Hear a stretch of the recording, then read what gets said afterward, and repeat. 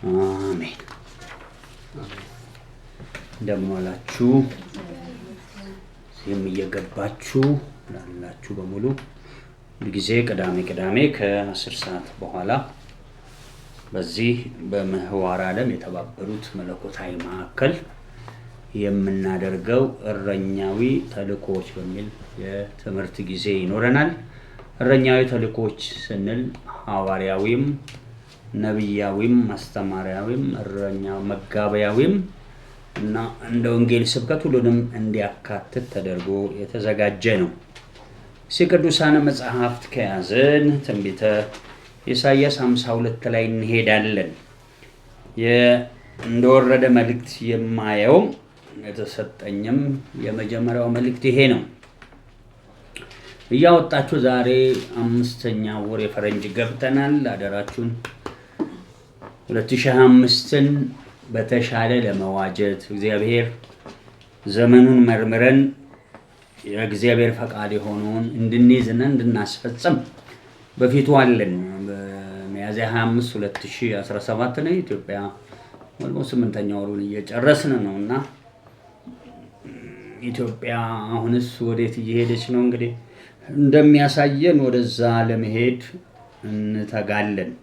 አንድ ግን የጊዜ ቃል እሰብካለሁ። ስሰብክ እረኛዊ ተልእኮቻችን መሃል የአዲስ ኪዳን ተግባራዊ ክርስቶስ ሕይወት ዛሬ ምን ላይ ነው ያለው የሚል ልናነሳ ነው የተሰበሰብነው። ምክንያቱም ያለፈው ማስታወቂያ ነገር ያለው የሁሉ ትንሽ የሆነውን ገንዘብ ማንሳቴ አይቀርም። ወደ ገንዘብ ለመሄድ ግን ገንዘብ ወይም ብርና ወርቅ እግዚአብሔር በአፉ ቃል ምን ያደረገው የፈጠረው እንጂ የርዕስ መጀመሪያ አይደለም። ስለዚህ ትንሽ ገንዘብን በኋላ ማንሳት አይቀርም። ቀጥታ እግዚአብሔር ወደ ሰጠን ወደ መጀመሪያው ሐሳብ በዚሁ የአዲስ ኪዳን ተግባራዊ የክርስትና ሕይወት ዛሬ ምን ላይ ነው? ዛሬ ማለት ጊዜ ወስደን አስተምራለሁ። ወደዛ መሄድ አይቀርም። እስቲ ቃሉን ላንብብ። ከዚህ ብንነሳ ጥሩ ነው። ትንቢተ ኢሳይያስ 52 ከ1 ጀምሮ በጌታ በኢየሱስ ስም አነባለሁ። እዚህም እየገባችሁ ያላችሁ ያው ሰዓቱን ጠብቃችሁ አብራችሁን ያላችሁ አሁንም በጌታ ፍቅር እንወዳችኋለን። ባለን ፕሮግራም ላይ ጊዜ ወስዳችሁ ሁልጊዜ እስክንጨርስ ብትታገሱ የተሻለ ይሆናል። ላንብብ። ጽዮን ሆይ ተነሺ ተነሺ፣ ኃይልሽን ልበሺ ይላል። ቅድስቲት ከተማ ኢየሩሳሌም ሆይ ያልተገረዘና እርኩስ ከእንግዲህ ወዲህ አይገባብሽምና ጌጠኛ ልብስሽን ምን በይ ልበሺ። ቁጥር 2 ኢየሩሳሌም ሆይ ትቢያን አራግፊ፣ ትቢያም አላት ማለት ነው። ተነሺ ተቀመጪ፣ ከየት ከነበረችበት። ምርኮኛይቱ የጽዮን ልጅ ሆይ፣ ምርኮኛም ነበረች ማለት ነው። የአንገትሽን እስራት ምን በይ ይላል፣ ፍቺ ይላል። ይሄ ኪንግ ጄምስ ቨርዥን ይባላል። ዛሬ እንደው እግዚአብሔር ቢፈቅድ ትንሽ ስለ ቅዱሳን መጽሐፍቶች ያነሳለሁ ብዬ አስባለሁ። እዚህ ላይ ሁለት አይነት ኒው ኢንተርናሽናል ቨርዥን እና ሪቫይዝድ ቨርዥን የመጽሐፍ ቅዱስ አለን። እዚህ ጋር አንደኛው ይሄ አዲሱ ኒው ኢንተርናሽናል ቨርዥን ነው። ከሱም አነባለሁ። እዚህ ጋር ደግሞ ሪቫይዝድ አለ። ከሱም አነባለሁ። እነኚህ በፈረንጆቹ ወደ 15 መጽሐፍ ቅዱሶች ከኪንግ ጄምስ ጀምሮ ሪቫይዝድ የሚባል ኒው ኢንተርናሽናል ቨርዥን እያሉ 15 አምፕሊፋይድ የሚባል ለምሳሌ ቨርዥን አለ። ምንድናቸው እነኚህ የሚለው ያስፈልጋል። በቃ በጣም ወዳልታሰበ ነገር ዛሬ ሌሊት ያየሁታል። ስለ ቅዱሳን መጽሐፍቶች ምንም በቃ ከማየው ለመነሳት እንጂ እኔ አሁን ዛሬ ትምህርቴ ስለ በረከት ነው። በረከት ምድራዊ በረከት በተመለከተ እንደው ከሰማይ ሲታይ ሰው ሁሉ እግዚአብሔር ምን ይላል የሚለውን ነው በጣም የምፈልገው። ዛሬ ምን ላይ ነን? ይህን የማነሳው ባጭር በመጽሐፍ ቅዱስ ትንሽ ላስቀምጥ። ኢሳይያስ 48 ቁጥር 17 ላይ የሚረባህን ነገር ምንም መማር፣ ምንም ልጅ ቢሆን በተቀበለው መከራ ምንን ተማረ ይላል፣ መታዘዝ። መማር የሚባል ነገር አለ። መማርኛ መናቀው ከሃይ ስኩል ትምህርት ቤት እየገቡ ዝም ብሎ ወረቀት መጻፍ ነው። ፓስተር ያንግቾ ብዙ ጊዜ ይለዋል የሳውዝ ኮሪያው እንደዚህ አይነት ትምህርት የለንም ይላል እሱ በመጽሐፍ ቅዱስ በስነ መለኮቱ አለ። እነሱ ጋር ያለው ምን አይነት ነው? ጠዋት የጸሎት ጊዜ አለ። አጉል ተማርኩ ምናምን የለም። ሌሊት 11 ሰዓት ወይም ከ10 ሰዓት ደግሞ ጆሮውን ከየሰፈሩ ነቅሎ 10,000 ምናምን ህዝብ በየቦታው አለ ይጸልያሉ። የተወሰነች 2 እስከ 3 ደግሞ የእግዚአብሔር ቃል ይበራና ብዙ ጊዜ 2 ሰዓት ያለ 4 ሰዓት ወደ የስራቸው ይሄዳሉ። ስራቸው ብዙ የግል ነው። የመንግስትም ቢሆን በዛች ሰዓት አበቃክተው ለእግዚአብሔር ዓላማ እስኪለዩ ስራም ይሰራል። ሶስተኛ ስራ ሲጨርሱ ደግሞ ይመለሱና አብረው ያመልካሉ። ምን ይሆናሉ? ፕሮግራም በማምለክ በመጸለይ ተግባራዊውንም ያደርጋሉ። ምን ብቻ አያውቁም? የስነ መለኮት ምን ብቻ አይደሉም ተማሪዎች ብቻ። ከዛ እየተመደቡ ሚሽን ይወጣሉ። ሆምሴል በዛ ዘመን በሆምሴል ነው የሚጠቀሙት። በሆምሴሎች የተለያየ ፕሮግራሞች ይንቀሳቀሳል። ዝም ብሎ ወረቀት ብቻ አይደለም። በእኛ አሁን በምንለው ጥሩ የመረዳት አቅም ደግሞ የመረዳት ባለጠግነት የመጀመሪያው ቁልፍ ነው። ቅዱሱን መጽሐፍት ማወቅ። ኢየሱስ በ12 ዓመቱ አባቴ ቤት ብሎ ሄዶ ይገረማሉ። ምኑን ስለሚያውቅ መጽሐፍቱን። ከዛ ውጭ ታምራት ምናምን አልነበረው። ሁለተኛ ከመረዳት ቀጥሎ መሞላት፣ መንፈስ መሞላት፣ የአብን የልጁን መንፈስ ቅዱስን አንዳንድ የስልጣንን ቃል ከመለኮት ማንነት ጋር መሞላት። አንዳንዱ በመልአክ ደረጃ ይሞላል፣ አንዳንዱ በዘር ደረጃ ይሞላል፣ አንዳንዱ የሰው ጥበብ ይሞላል። ልክ ንጉሥ ሰለሞን አሁን ምንም ዛጋንት ምናምን የሚያስወጣ ቅባት የለው። ንጉሥ ሰለሞን የተቀባው ሰዎችን የማስተዳደር ጸጋ ነው የተሰጠው። ብልጽግና አልተሰጠውም? ተሰጥቶታል። ጠቢብ ነው፣ አስተዋይ ነው። ሚስቶች አልተሰጡትም? ተሰጥቶታል። አጋጣሚ ሆነ እንግዲህ እንደዚህ አይነት ትምህርትን ባይኖር ህጉ የሚለው 1 ሚስት ይኖረው ነው። እሱ ግን 1000 ሚስቶች ነበሩ። እግዚአብሔር ብልጽግናንና ክብርንም ጨምሬልሃለሁ ህዝቡን ማስተዳደር ብቻ የሚል እንጂ የተጻፈው ሚስቶች የሚል አልተጻፈም። አንዳንድ ቦታ እግዚአብሔር ንጉሶችን ዝም ሲላቸው እናያለን። ዳዊትንም መጽሐፍ ቅዱስ ላይ የኦሪዮንን ሚስት ተኝቶባት ባሏን አስገድለው ነብይ በላከበት ጊዜ ሴቶች ጣልኩልህ ይለዋል። በሌላ ቋንቋ ነው የሚጠቀመው፣ ግን እኔ በጥሩ ቋንቋ ሴቶች ጣልኩልህ። እስቲ ለአንተ ምን ልትሰራ ነው? የሰው ምን ላይ ሄድከው? ሚስት ላይ ሄድከው። ስለዚህ 4 ፍርድ ይጠብቃል ብሎ ሲያስቀጣው እናያለን።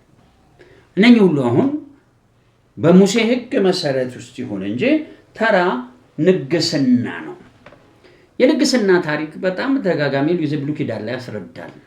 እነኝህን ማስረዳበት ምክንያት የአዲስ ኪዳንን መልክ እንድንይዝ ነው የሚያስፈልገው። ብሉይ ኪዳን እንደው አብርሃምን አብርሃም የራሱ ኪዳን ተቀብለው በሙሴ እግዚአብሔር ሲመጣ የነበረው አስተሳሰብና እስራኤሎች የነበራቸው የተጋጨ ነው። የመረዳት ባለጠግነት ወይ ያ የመረዳት ባለጠግነት ከሌለ ያንግቾን እየተከተሉ መረዳት ይሰጣል፣ ስራ ይሰራሉ፣ አምልኮ ያደርጋሉ፣ እየሮጡ ሆምሴልና ወንጌል ትራክት እየወሰዱ ያደርሳሉ። እላይ ግን እንዳትረሱ አንድ እግዚአብሔር አለ። እስቲ አሜን። ልጁ መንፈሱ አለ። ከዛ ቀጥሎ አትሊስት ፓስተር አለ። እነኝህን እቅዶች ቢሳሳትም ባይሳሳትም ባለው አቅም ከሱ ስር ነው ያ ነገር የሚሰራው። ያን ጊዜ በጊዜው ነርቭ ብሬክዳውን እስኪደርስበት ድረስ ታሞ ነበር፣ ወድቆ ነበር። ፑልፒት ላይ ወደቀ። ከዛ ወዲህ ማገልገልም አልቻለም። እስከዛ ቀን በጣም ፍሬያማ ነበር። ወደ 44,000 ሰዎች ከነሚስቶቻቸው ራእይ ይዘው በመላው ዓለም ወንጌል አድርሰዋል። ከምንም ይሻላል። ከዘመኑ ወሬኛ ጴንጤ ይልቅ አትሊስት እንደዚህ ምኑ ታመቶ አይምሮ ተመቶ ነርቭ ብሬክዳውን ደርሶበት ከዛ ሌላውን ኃላፊነት ይዘው ያው እሱ በጣም የተቀባ ስለነበር ያለ የሳውዝ ኮሪያ ቸርች ደከመ። መኮንን ነገራ መካነ ኢየሱስ ነበር። በጣም ታላቅ የፈውስና የአጋንንት ማጸጋዎች ስለነበሩት ድንገት በ54 ዓመቱ ሞተ። ከአንሴ ጋር ድንገት ተነካካ ከፈወሳት ጋር። ከዛ ቤተክርስቲያን ካላገባ በ8ኛው ወር እሷን ባገባ ሞተ። ከማንም ይሻላል። ግን የቅባቱ መውደቅ ደግሞ ያመጣው ኪሳራ አይምሮ በላይ ሰዎች እግዚአብሔር ይለያል፣ ይቀባል፣ ሁሉም ሰው አንድ ነው የሚል ትምህርት አናስተምር። ትክክል። ሁላችን ወደ ዓለም ሁሉ ሄዱ ለፍጥረት ሰበኩ የመዳን እኩልነት አለ። እስቲ አሜን። ከዳንን ወዲህ ግን እግዚአብሔርን እንዳስተናገድ ነው መጠን ነው የምንለየው። አዘርበጭ ቀን ሌሊት እንጀራ ሲያድዋሉ ፎቅ ሲሰራ የዋለና አንድ ሰው እግዚአብሔር ፊት ጸሎት ያለ ሰው ሁለቱም እኩል መንፈስ አላቸው ብሎ ማስተማር ይሄ ምንም ህሊና የሌለው አገልጋይ። ሁለቱ ልዩነት ያ በእግዚአብሔር ቤት የቆየው ሞር የማን መንፈስ አለበት? እግዚአብሔር። ያኛው ደግሞ ሲዛለል የነበረበት የዓለም መንፈስ ነው የሚኖረው ወይም ገንዘብ አለው ነው። ይህንንም ማስቀምጠው አደራችሁን ዛሬ ያው ወደማልፈልገው ስላየው እየገባው ነው። ቅዱሳን መጽሐፍቶች እንግዲህ ቅዱሳን መጽሐፍቶች ሰፈር የምገባበት ምክንያት በዛው እንደተለቀቀ ተከተሉት። ማስተማሪያ ቀርን ብርና ወርቅን ግን ወደዛ ተከተሉት የምለው ለምንድን ነው? ቅዱሳን መጽሐፍቶች በተመለከተ ሌሊት ያየሁት ስላለ እሱም በመሃል መክተት ያቀም። ስለዚህ የመረዳትህን ባለጠግነት ተከትሎ የሚሰፈርልህ መንፈስ አለ። አሁን የሚረባህን ነገር ማስተምር የምትሄድበትን መንገድ ምመራ በሚል ከአብርሃም ወደ ሙሴ ነው የምመጣው። ሙሴ አትሊስት የብሉይ ኪዳን ሎሌ ነው። ብሉይ ኪዳን በደንብ አንድ ክርስቲያን ማወቅ አለበት። አንጠቀምበትም። ህጉ ፈርሷል ቀርቶ ይሄ ህግ ደሙን ረጭቷል። ሰማይ ገብቶ ሰማይ ያለውን ተከድኖ የነበረውን ታቦት የመላእኮች እዛ የነበረውን ገብቶ ደሙን ረጭቶ በአብ ቀኝ ሄዶ ተቀምጧል። እዛም ያለውን አፍርሶት ገብቷል ወደ ውስጥ። ስለገባ ያንን ለመስራት ስንፈልግ ይሄ የቀደመው ሰማይና ምድር የሚባለው ወይም አሁን የምንኖርበት የሚጠፋው ይሄ የሰማይና ምድር በሳት ይጠፋል። ከሱ ነፍሳት እየዘረፍን ምን እያደረግን የእግዚአብሔርን መንግስት እየሰበክን ነው አለ ሰማይና ምድር። እኛ በሰማይ ስፍራ በክርስቶስ ውስጥ ሆነን ነው መንገዛ። ይሄንን እነኚህ ነገሮች በመረዳት እስካላወቃቸው የትም አትደርስ። ታዲያ በሙሴ እግዚአብሔር ዋና አረገ። የፈለኩት ሐሳብ ይሁላችሁ ሙሴን ነብይ ነበር ያረገው። መጀመሪያ ያረገበት ምክንያት ከነብይ በላይ አምላክ አለ። እኔ በማይታይ መልኩ ነኝ። እኔን እመኑ፣ በነብይ እንድትመሩ አረጋለሁ።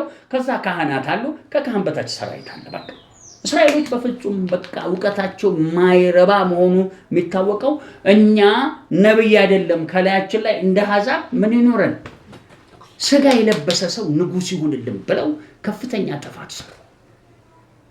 እኔ የምፈልገው ዛሬ ቅዱሳን መጽሐፍ በደንብ አስረዳለሁ። ገንዘብ በተመለከተ እግዚአብሔር የሚልህም መንገር አይቀር። እዚህም የምትሰሙኝ በስተመጨረሻ መንገር አይቀር። መንፈስ ቅዱስ ምን ይላል?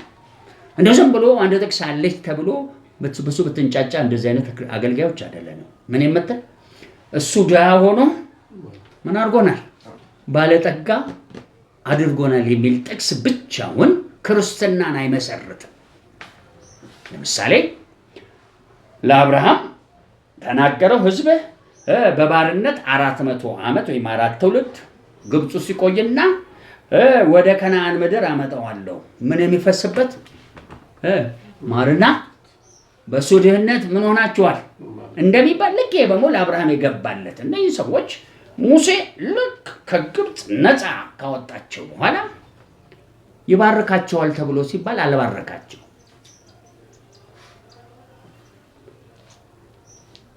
ያው ብዙ ሰው አይቀበልም እንደዚህ አይነት አገልግሎት። ግን ብዙ ጊዜ ያስጠነቅቃለሁ። አንዳንድ ወንድሞችን አመጣና እንደው አሁን ባገባው ምናምን ሲሉ እንደው አሁን ባላችሁ ብቃት እንደው ትንሽ አንከስ የምትል ሚስት ቢሰጣችሁ ዱላ ያዘች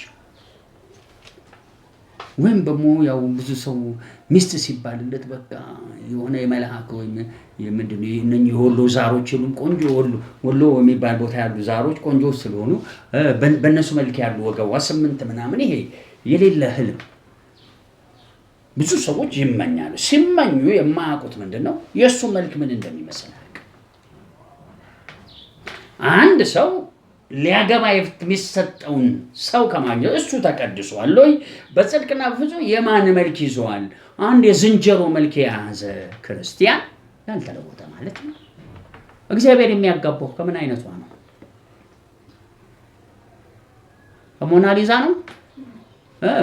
መቻቻል እንዲያገኝ ከማን ጋር ነው የሚያጋባት? ከዝንጀሮ ጋር። አሁን መቀበል አይችሉም። ይሄን ለምን አይቀበሉ? ራሳቸውን ሳይለውጡ ራሳቸውን አጽድቀው ሌላ የማይገባ ሰው ሊያገቡ ይፈልጋሉ። ስለ ገና ስናገር ይረበሻሉ ሰዎች። ዛሬ መማነሳው ስለዚሁ ስለ ገንዘብና ኑሮ። አንዳንዶቻችሁ አሁን ባላችሁበት እግዚአብሔር የት እንዲሉ ቤተ መንግስት ግቡ ይላችሁ ይመስላችኋል? ወይም በጣም ትልቅ አይነት የምድር ኑሮ በድህነቱ ምን ስለሆነ ነው ይላችሁ ይሆን? እኔ እፈራለሁ። ብዙዎችን የሚለው ያው አትወዱትም። ከላይ ያላችሁ ህይወታችሁ ደካማ ከሆነ እስራኤል በምድረ በዳ እንደኖረ እናንተም ማደሪያ በሌለበት አካባቢ እንድትኖሩ ዝናብ እየዘነበ ወይም በረንዳ ዳሪ የሚባሉ ሰዎች ታውቃላችሁ። ብዙ ሰው በጣም ይቀፈዋል። ለምን? የሚፈልገው ኢየሱስ ሰርቶ የጨረሰው ይመስል ቤተ መንግስት መግባት ይፈልጋል። ዛሬ መጣሁት በዓለምም እኮ አሉ የዓለም የጥፋት ልጆች በሙሉ እኮ ቤተ መንግስቱን ይዘው ዓለምን እያጠፉ ቀርቶ እነሱ እስራኤሎች ታውቃላችሁ ኢየሱስን ሰቅለው የማንም ቤት አፈረሱት። የአባቴ ቤት ብሎ ያለውን አስፈረሱ። መጋረጃውም ተቀደደ። ለምን? ቤቴ የምን ቤት ነው የሚለው? የጸሎት ቤት እንጂ የምን የወንበዴ ዋሻ አይደለም። ለሰልቅ ነው። ሙሴ ህዝቡን ይዞ ሲወጣ አንዳንዱ እርግጠኛ ነኝ ማርና ወተት ያለበት ምድር ነው የጠበቀው። እግዚአብሔር የመጀመሪያ ችግሩ ምንድነው? ማርና ወተት የሚገኝ ቦታ ቢወስዳቸው ወደ ግብጽ እንደሚመለሱ ቀርቶ እሱም በኋላም መዝሙር ተሰጥቶታል። ሲበሉ ሲደነድኑ እኔን እንደሚተው ይህን መዝሙር ዘምርላቸው ተብሎ ተነግሯል። ገና ምን ሳይ ይህ ችግሩ ይሄ ነው። ገና ሳትገባ ዝንጀሮ ሆነ እንዴት ብለህ ነው ከዛፍ አምልጠ አንተ ቤተ መንግስት የምትገባው? እንግዲህ ጭንቀት ይፈጥራል ይሄ ነገር። ለምን እንዲህ አይነት አስተምርቶ ተምረናል? የምንማረው ምንድነው? ዝም ብለሽ አንድ ጥቅስ በቁስሉ ግርፋት ምን ሆናል ተፈው ይውላችሁ የሚረባህን ነገር ማስተምር እንደምን እስራኤሎችን ከግብጽ ነገር ላላቀቃቸው ፈለገ። ሁለት በምድረ በዳ በበረሃ ውስጥ በእግዚአብሔር አፍ ቃል መኖር እንዴት እንደሚገባ ከዛስ አብሯቸው ከግብጽ የመጣ ጥጃ መማረር፣ ንጭንጭ፣ ስድብ እነኚህ ሁሉ እንዲራገፉ ወዴት ተመሩ? ሲና በረሃ በሉ። ከበረንዳ ይብሳል። በረንዳ ላይ ማደር ይሻላል እኮ ከሲና በረሃ። ለምን እንዲህ ሰው ጠራራ ፀሐይ ከዛስ ምን ልንሰራ እዚህ መጣን? ጥያቄ ውስጥ ገቡ። ምን ሊያስተምራቸው ሲሚረባቸው ነገር በሉ። እንግዲህ ዛሬ ልመጣ ነው። እንግዲህ እዚህ የምታውኝ እንደው ታግሳችሁ ካቆያችሁ በኋላ መልእክት እሰጣለሁ። እንደው መገለጥ ሳንነግር ልጠይቃችሁ። እቺ ምድር ላይ የምንገኝ አስቀድመን ቅዱሳን በኢትዮጵያ በረከሰ እምነት ውስጥ የምትኖር ሀገር ነች። ሙታን የሚሳብባት ጥንቆላ ያለባት እንደውች ምድር እግዚአብሔር እንዲህ ሆኖ ከለሲያት በምድራዊ ነገር ምን የሚያረጋት ይመስላችሁ? የእግዚአብሔር ቁጣ ነው ምድራችን ላይ ያለው። እግዚአብሔር ምሕረቱን የበዛላት ሀገር ነው። እግዚአብሔር ከሰማይ አንድያ ልጁን ሰጥቶ ወደዚህ ያየ አንዲትኛውን ልጁን እየገፉ ቀጥሎ ደግሞ የፈለገውን እያረዱ እንደፈለጋቸው የገለው ሲኖሩ እግዚአብሔር ምን የሚል ይመስላል? ጌታ ይክበር፣ እኔ መሐሪ ነኝ፣ እጄ ተዘርግቶ ለዘላለም ይኖራል፣ ምንም አልነካቸውም ይላል።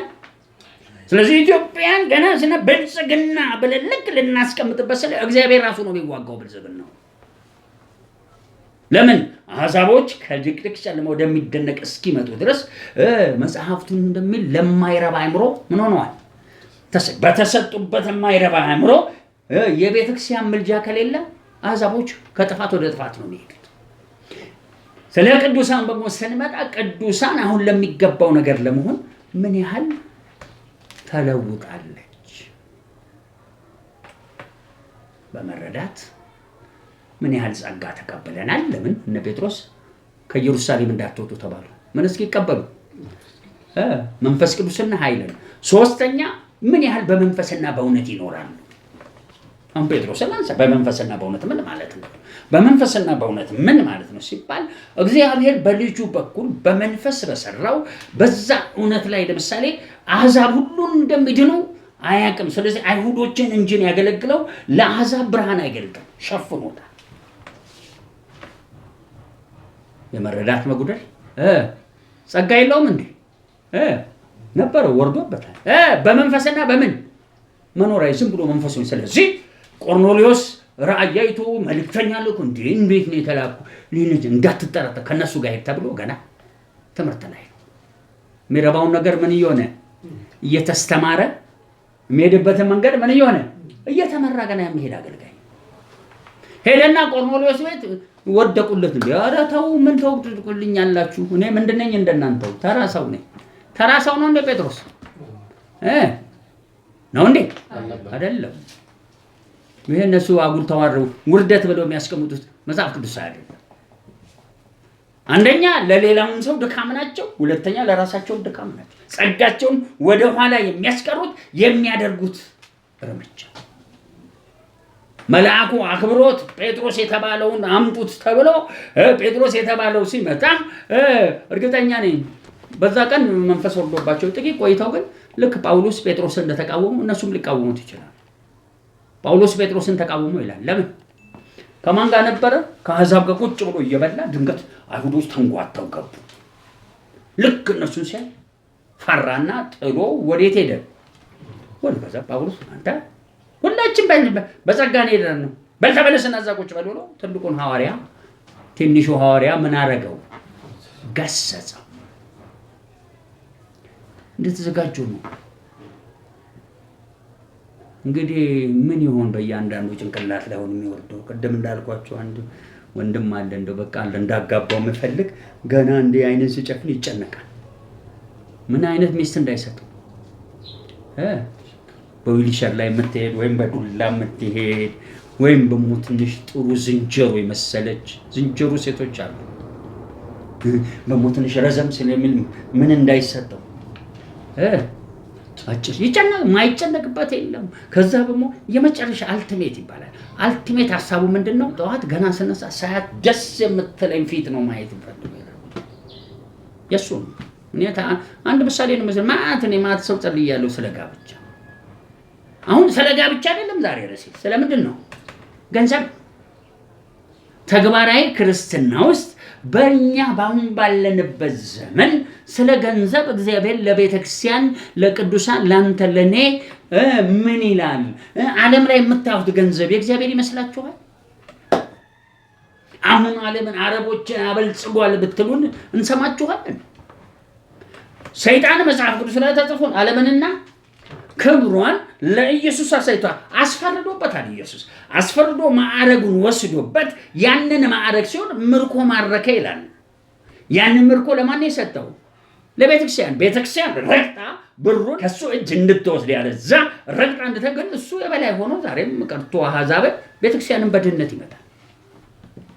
አንዳንዶቻችሁ ጸንታችሁ ቁሙ እንደሚል ሰሞኑን አንዲት ኤርትራዊ ክርስቲያን ትራምፕ ጋር ቀርባ ነበር እና ጨበጠችው። እንዴ ወደዚህ ብሎ ጨበጣት። እኔ ኤርትራዊ ነኝ 2 ዓመት በኮንቴነር 1 ዓመት ከምናምን እንዲህ ተገርፌ ምናምን ብላ ካታሎጓን ሁሉ አሳይችና ስለ ኤርትራ ወቀልን መፍትሄ ፈልጉልን። ምን ያህል ምኖች ክርስቲያኖች እየተገፋን እንዳለ እግዚአብሔር ይመስገን። ከዛ እግሯ መሄድ አቅቶት ትሞታለች ብለው ነው የፈቷት። እግዚአብሔር ግን ፈውሶ በሱዳን ወጣ። ይሄ በዓለም ዳርቻው በከፍተኛ እየመሰከረች ነው ኤርትራው ስላለ መከራ። አሁን ጥያቄው ኤርትራ ውስጥ ያለው መከራ ከፋቱ ማን ነው? ለምን ተከፈተ? ለምን ኢሳይያስ እንዲህ ሊያደርግ እግዚአብሔር አልገሰጸውም? ለምን ሆነ? እኛም ሀገር እየነገርኳችሁ ነው በተደጋጋሚ። ባለፈው ጥቁር ሰው ያለው ከኋላ ነው ተከሻው ማየው ጾም ጸሎት እንደ ጴንጤ ያደርጋለሁ ይላል። ለራት ህዝብ ሲበላ ሰው ለራት ሲበላ ለምን አሳልፈ ሰጠህን ብዬ ጠይቃለሁ። ለምን የሚረባንን ነገር የሚያስመናይድበትን መንገድ ሊመራን እግዚአብሔር በሚንቀሳቀስበት ጊዜ ኢየሱስን ሲመራው ወዴት መራው? ወደ መስቀል። አትንገረን የመንፈስ ቅዱስ ምናምን እያልክ ታው ዝንጀሮ ሆነ አንተ አትነግረንም። ያ የሚመራ መንፈስ የጌታ አይደለም በእርግጠኛ ይላል መጽሐፍ ቅዱስ። የሚደበሉ ምኖች አሉ መናፍስቶች አሉ። ስለዚህ ቀስ መንፈስን ሁሉ መርምሩት እንደሚል ቀስ ብዬ ላስተምር። አሁን በማስተምረው ተነስታችሁ አሁን ዛሬ ማነበው ክፍል የድሮን ትርጉም አነበብኩ። አዲያውን ሁለቱን ሪቫይዝድ እናንተን ላነብና ስለዚህ ጽዮን ላነሳ ነው። ጽዮን መቼስ የማን ምሳሌ ነች? የቤተክርስቲያን ምሳሌ። ስለዚህ ቤተክርስቲያን ውስጡ ያሉ አገልጋዮች፣ ውስጡ ያሉ ምዕመናኖች ያካትታል። ከሷ ውጭ ስንወጣ ያው ፍርድ ከእግዚአብሔር ቤት ስለሚጀምር ሌሎቹም አልቆላቸዋል። ስለዚህ ወደዛ ሊሄድ ነውና ይኸውላችሁ የመረዳት ባለጠግነታችሁ ባነሰ ቁጥር እርግጠኛ ነኝ የበረከት መስመር የሚንቀሳቀስ ከእግዚአብሔር የሆነው በእርግጠኝነት ልንገር ወደ ምድረ በዳ ነው የሚወስደው። የእግዚአብሔር መንፈስ ወደ ምድረ በዳ አይወስድም ብለው ሰው ሲከራከሩ ሞልቷል መጽሐፍ ቅዱስ አብራራውላቸው። እስራኤል ኤልዛቤል የምትባል ክፉ ሴት አክዓብ ያገባት ሴት ብድግ አድርጋ ነቢያትን ገላ ካህናትን አጥፍታ የራሷን ካህናት አረገች። ሐሰተኛ መንፈስ ይመለክ ጀመር እስራኤል ላይ። እስራኤል ምንድነው መጠበቅ ያለበት? በረከት ነው እንዴ? ከእግዚአብሔር አይጠብቁም። ግን ታዲያ ኤልዛቤል በረከት አልሰጠችም እንዴ ለሕዝቡ? ሰጣለች። ድንገት ኤልያስ ደግሞ በቃለና ኖ ይህ ዘመን የበረከት ዘመን አይደለም። የምን ዘመን ነው አለ? የረሃብ ዘመን ነው። ከዛሬ ቀን ጀምሮ ያለኔ ቃል ምን የለም፣ ዝናብ የለም። 3 ዓመት ተኩል ዘጋ። እግዚአብሔር ነው የዘጋው። ይኸውላችሁ አንዳንዴ አስተምርቶ ለዚህ ነው ከባድ የሚባለው። በትክክል ካልተቀባ እንዳታስተምር። ያንተ ትምህርት በጣም ወይ ሰው ነው ወይ አመፃህን ነው የምታስተምረው፣ ወይም ደግሞ ጨለማ ቁጭ ብሎ እዚህ ጭንቅላት ላይ ቁጭ ብሎ ያስተምራል። ለምን አንድ ክርስቲያን ጥፋት እየሰራ እግዚአብሔር ሊገስጸው ባንተ እየመጣ አንተ ደግሞ የራስን ዶክትሪን ታስተምርና ሰውየውም በርታ ወደሚቀጥለው መንገባ ይለዋል። ኃጢአት ግባ ነው። ኃጢአት የሚለውን በደንብ መተርጎም ይፈልጋል። ለምን ኢየሱስ ክርስቶስ ኃጢአት የማያውቀው ምን ሆኖልን? ኃጢአት ሆኖልን የቀደመውን ሽሮታል አስተምር። ያ መረዳት ከሌለ እዛው ትመለሳታል። ያሳዘነ እኮ እነ ጴጥሮስ ወደ ጸጋ ገቡ፣ ግን የሙሴን ሕግ ለመጠበቅ ይዳዳቸዋል። ከአይሁዶች ጋር የት ይሄዳሉ? ምኩራብ። እግዚአብሔር እኮ ባለ 50 ቀን ሲወርድ ምኩራብ አልወረደም። የት ነው የወረደው? 120ዎቹ በተሰበሰቡበት እያዩ እኮ እዛው ከተማ ውስጥ የሆነ ድምፅ ተሰማና ባለ 50 ቀን እዛ 120ዎቹ የተሰበሰቡበት ደርብ ያለበት ቤት ነው የወረደው። እነሱ ግን ከወረደበት ቦታ እዛው ነው እኮ አምልኮ መጀመሪያ ያለባቸው። የት ሄዱ ለአምልኮ? ምን አሉ? ኢየሱስ እኮ እዛ ነበረ። የሄደው ማን ቤት ነው? ዛሬም ያምናሉ የአባታቸው ቤት ያዘንዶ የተኛበት። ለምን? መጋረጃው ሲቀደድ የእግዚአብሔር ጸጋ ከእስራኤል ላይ ተነሳ፣ ወይም ክብር ተነሳ ነው። ጨለማ በባርነት ውስጥ ገቡ። ስለዚህ እነ ጴጥሮስ በቃ እነሱን ለማመን ይከብደናል። እግዚአብሔር ለምን ሰራባቸው ታዲያ? ሰርቶባቸው ትዘላቸው ወደ ጸሎት ቤት በ9 ሰዓት ይላል ጠዋት ሲሄድ አንድ ምን ሽንክልክል ያለ ሰው አገኘ። በዚህ ላይ የሰበካት ስብከት ብዙ ምን ያልወዳት አየውና እንዲህ አለው። ከዛ ምግብ ምንድነው ገንዘብ የሚሰጥም ብርና ወርቅ የለንም፣ ብርና ወርቅ የለንም ማለት ደሃ ነን እያለ ነው። ይሄ ያለንን ግን ምን እንላለን? እንሰጣለን ብሎ ተነስ ብሎ በጌታ በኢየሱስም ብሎ አስነሳው። አትሊስ ፈውስ አለፈ። እስኪ ታምራትም ያልፋል በል። ታምራትም ማድረግ ይችላል። ታምራት ማድረግን በተመለከተ ታቀላችሁ። ታምራት በላያቸው ላይ የማድረግ አቅማቸው ደካማ ስለነበረ መኒ ሚራክል ምን አደረጉ? የእግዚአብሔር መንፈስ ከነቢያት ይሁን በእነሱ ወርዶ አንድ ነገር ተናገረ። ምን አላቸው? ሰው ሁሉ እርሻውን ምኑን እየሸጠ ሐዋርያት እግር ስር ያስቀምጥ፣ ሁሉም እንደሚያስፈልገው ይውሰድ የሚል የእግዚአብሔር ድምፅ ተለቀቀ። የእግዚአብሔር ድምፅ አሁን በዛ መልኩ ሊለቀቅ አልነበረም የታሰበው። የማን ድካም ነው? ቤተክርስቲያኑ እንዳትወድቅ እግዚአብሔር የግድ መደገፍ ስለነበረበት ተአምራት ከማድረግ ይልቅ የማንን ገንዘብ መውሰድ ጀመረ? እንደ ዘመኑ አገልጋዮች 15000 ምን ለመሆን ገስታውስ ለመፈወስ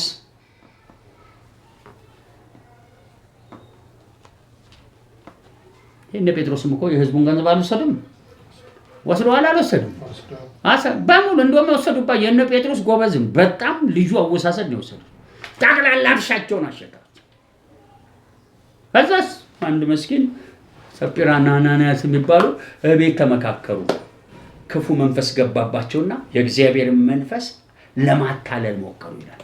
አንተ ይሄን ያህል ሸጠ ነበር፣ ለምን ሰይጣን ገባብህ? ሳትሸጠው ሸጠሁም ያንተለ ማንን ተፈታትነሃል? የማንን መንፈስ? ምክንያቱም ያን ትእዛዝ የሰጠው ጴጥሮስ አይደለም።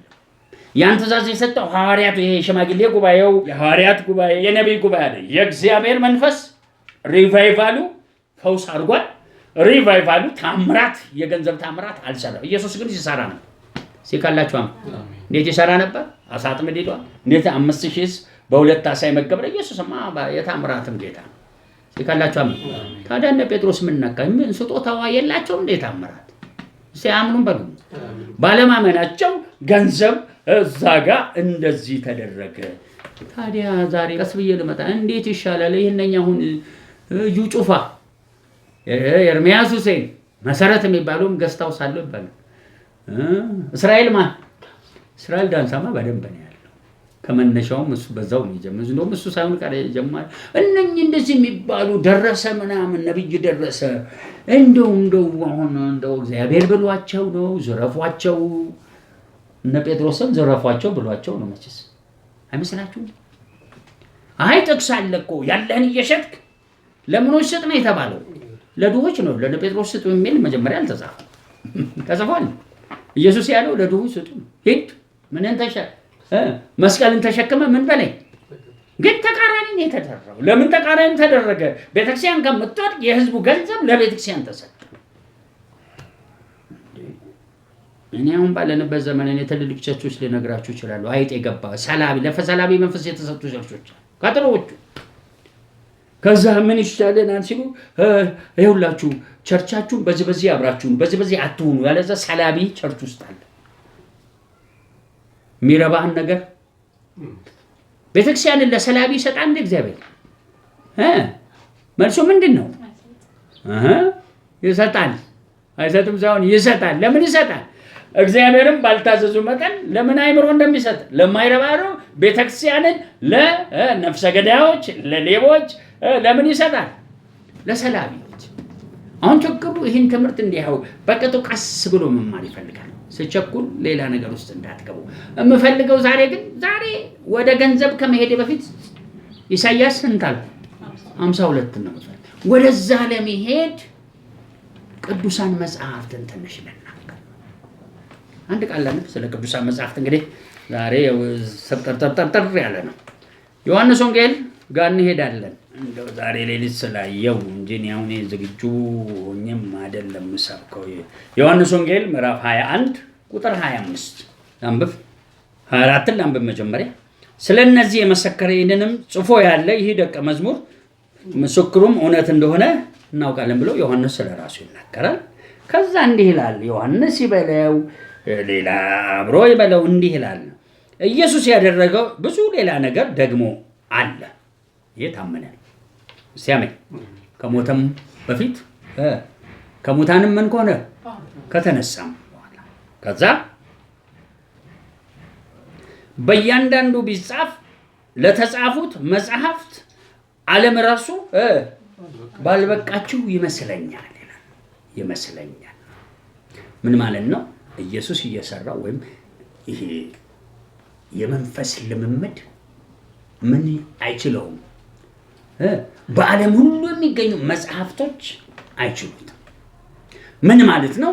ይሄ መጽሐፉ ልብ ለማቅናት ለፍጹምነት ለተክሳጽ የተጻፈው የመጽሐፉ መጠን እንደምረው ብንባል ልምምዶች ወሰን ስለሌላቸው ለምሳሌ አንድ አነሳን። አሁን አንድ ተራ ልምምድ አነሳን። ሐዋርያቶች ብርና ወርቅ የለንም ይሄ ያለንን ብለዋል። ብርና ወርቅ የለንም በማለታቸው በዛ አፋቸው ምክንያት ብርና ወርቅ መንፈስ ቅዱስ ሌላ ድምፅ አመጣ። በጣም ያልተጠበቀ ሰው ሁሉ እየሸጠ እርሻው ምን ሊበላ ነው? በኋላ ምን ለባላ ነው? አንተ ያው ሰማለሁ ፍሪጃቸውን ሸጠው ነው ገስታውስ የገቡት። እንደው በቃ ህዝቡን አራቆቱ። እነሱ ምን ሆኑ? ባለጠጋ ሆኑ። እነሱ በሩቅ ሀገር ቤት አላቸው፣ ቤተሰቦቻቸው በቃ እንደ ሐዋርያው ዘላለም በመሆኑ አንድ ስብሰባ ላይ በደንብ ያስቀምጠዋል። የሩቅ ሀገር አፓርታይድ የገዙ ነገስታቶች ለቀው ሲሄዱ አለ ፈረንሳይ ምናምን የመጡብን ንጉሶች ህዝባቸውን ምን ውስከተው አፓርታይድ ውስከተው እነሱና ቤተሰቦቻቸው ብቻ ነው ሀብታም የሚሆኑት። ይሄ መንፈስ ቤተክርስቲያንንም አለቀቃትም አለ። የቤተክርስቲያን ኃላፊዎች ምኖች ናቸው አለ? ፈላጭ ቆራጮች ልክ እንደ አፍሪካ መሪዎች። ስለዚህ መንጋው ምን ያለ ነው አለ? የተጎዳና የተበተነ ነው አለ። ጥሩ አባባል ሲካላችሁ አሜን። አሁን የፈለግኩት እንደዚህ አይነትን ነገር ለማስጣል ዛሬ ትምህርታችን ይሁን ለማስጣል እንጂ አሁን እንዲቀጥል አይደለም። ታዲያ እነኛ አሁን ዘመኑን የሚፈረድባቸው ሰዎች አሁን ከምለው አኳያ እንዴት ታዩታላችሁ? መንፈስ ቅዱስ መጠየቅ የለበትም? እነዚህ ሰዎች እያደረጉ ያሉት የእግዚአብሔር መንፈስ ምን ይላል ማለት የለብንም? ለምን ጴጥሮስም ዘርፏል። አልዘረፈም? ነው ተጽፏል። አልዘረፈም በተለይ ያንተ አስተሳሰብ እንጂ ጴጥሮስ አላላቸውም። መንፈስ ቅዱስ ነው ያላቸው። ጥሩ ተከከለ። መንፈስ ቅዱስ አላለም፣ ጴጥሮስ አላለም። መንፈስ ቅዱስ ብሎ ነው። ለምን ሙሴ የተቃወሙ ሰዎች ሲነሱበት የአንድ ሰው አህያ አልወሰድኩም አለ። እጄ ምንድነው አለ? ገንዘብ በተመለከተ ንጹህ ነው አለ።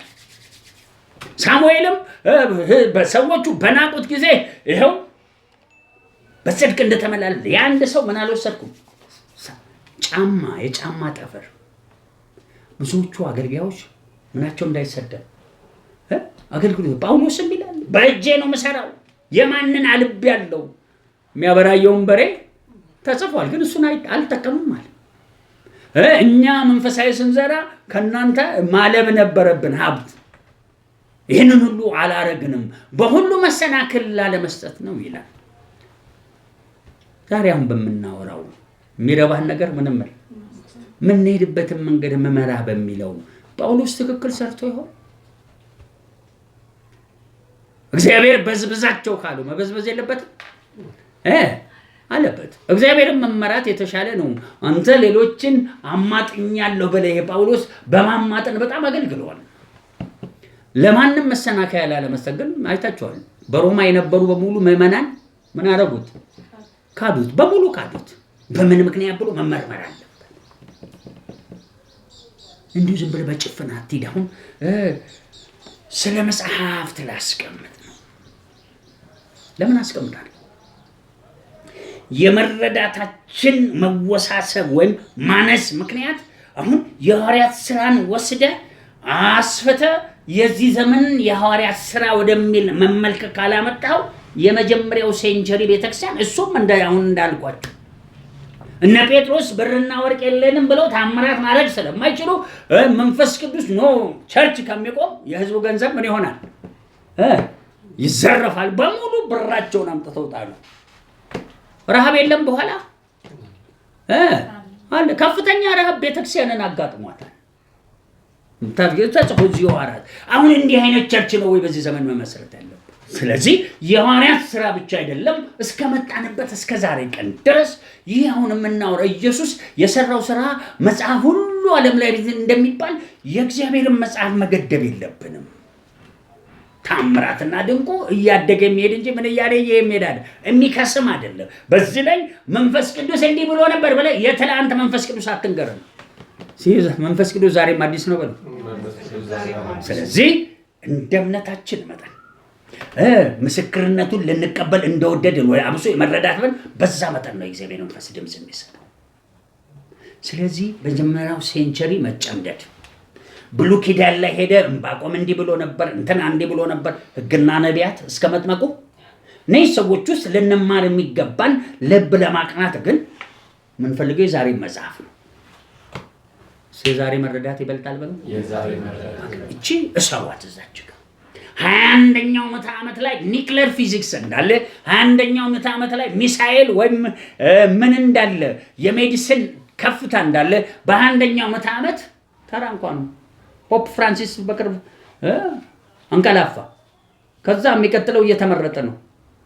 እዛ እንትኑ ላይ ኢየሱስ ከመምጣቱ በፊት ፖፕ ፍራንሲስ ቀጥሎ አንዳለ የሚቀጥለው ፖፕ ላይ ኢየሱስ ይመጣል ብለው ቆጥረውታል የፖፓቸው መጠን።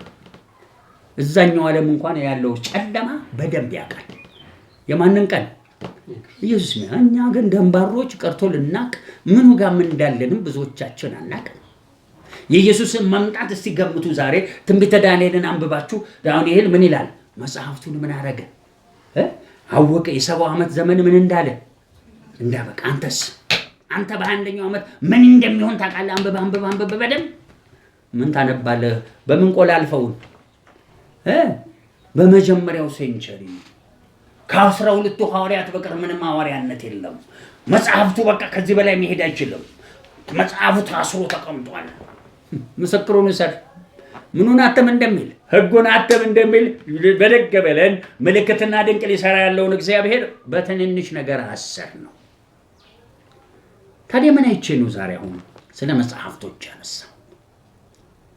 ስለ መጽሐፍቶች ያነሳሁት መጽሐፍቶችን በተመለከተ አሉ የተባሉትና በየትውልዱ እየጨመረ የሄደውን የእግዚአብሔርን እጅ ተከትለ ዛሬ ባለው መጽሐፍ ላይ ከሌለ ወደ ኋላ በድግ ብለህ ሕግና ነቢያት እስከ መጥምቁ ዮሐንስ ነው። ከዛ ወዲህ የእግዚአብሔር መንግስት እየተሰበከ ከእግዚአብሔር መንግስት ውጭ የነበሩ ልምምዶችን በሙሉ ጎተተ ካመጣ የጨለማ ስርዓት ነው ወደ ቤታችን መጣ። ግን እኮ ያም የሰራው የማን መንፈስ ነው? ያንንም አሁንም እንዴት ትረዱታላችሁ? ትዝ ይላችኋል። የነሐስ እባብ ማን ሰቀለ? ሙሴ ሰቀለና ከዛ ተሸክመው ያመነዝሩበታል።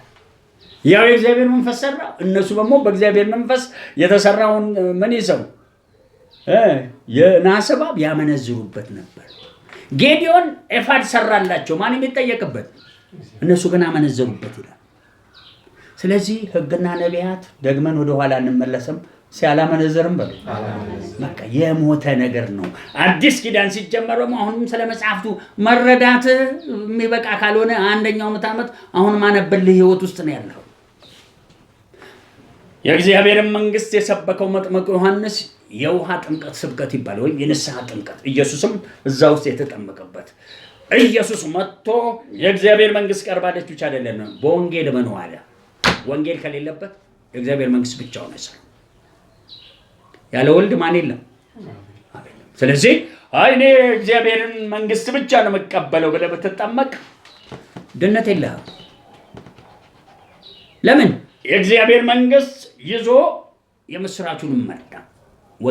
ወንጌል ማን ሞተበት? ኢየሱስ ሞተ። ኢየሱስ ሲሞት ያ መንፈስ አብሮት ነበር፣ የእግዚአብሔር መንፈስ። በሱ አማካኝነት ደግሞ ቤተ መቅደስ ተከፈተ። ቤተ መንግስት፣ ቤተ ክርስቲያን፣ ቤተ መቅደስ ሶስቱ አንድ ላይ ነው የሚሄዱት። ዝም ብለህ ገንጥለህ አንደኛውን ብቻ መያዝ አትችልም።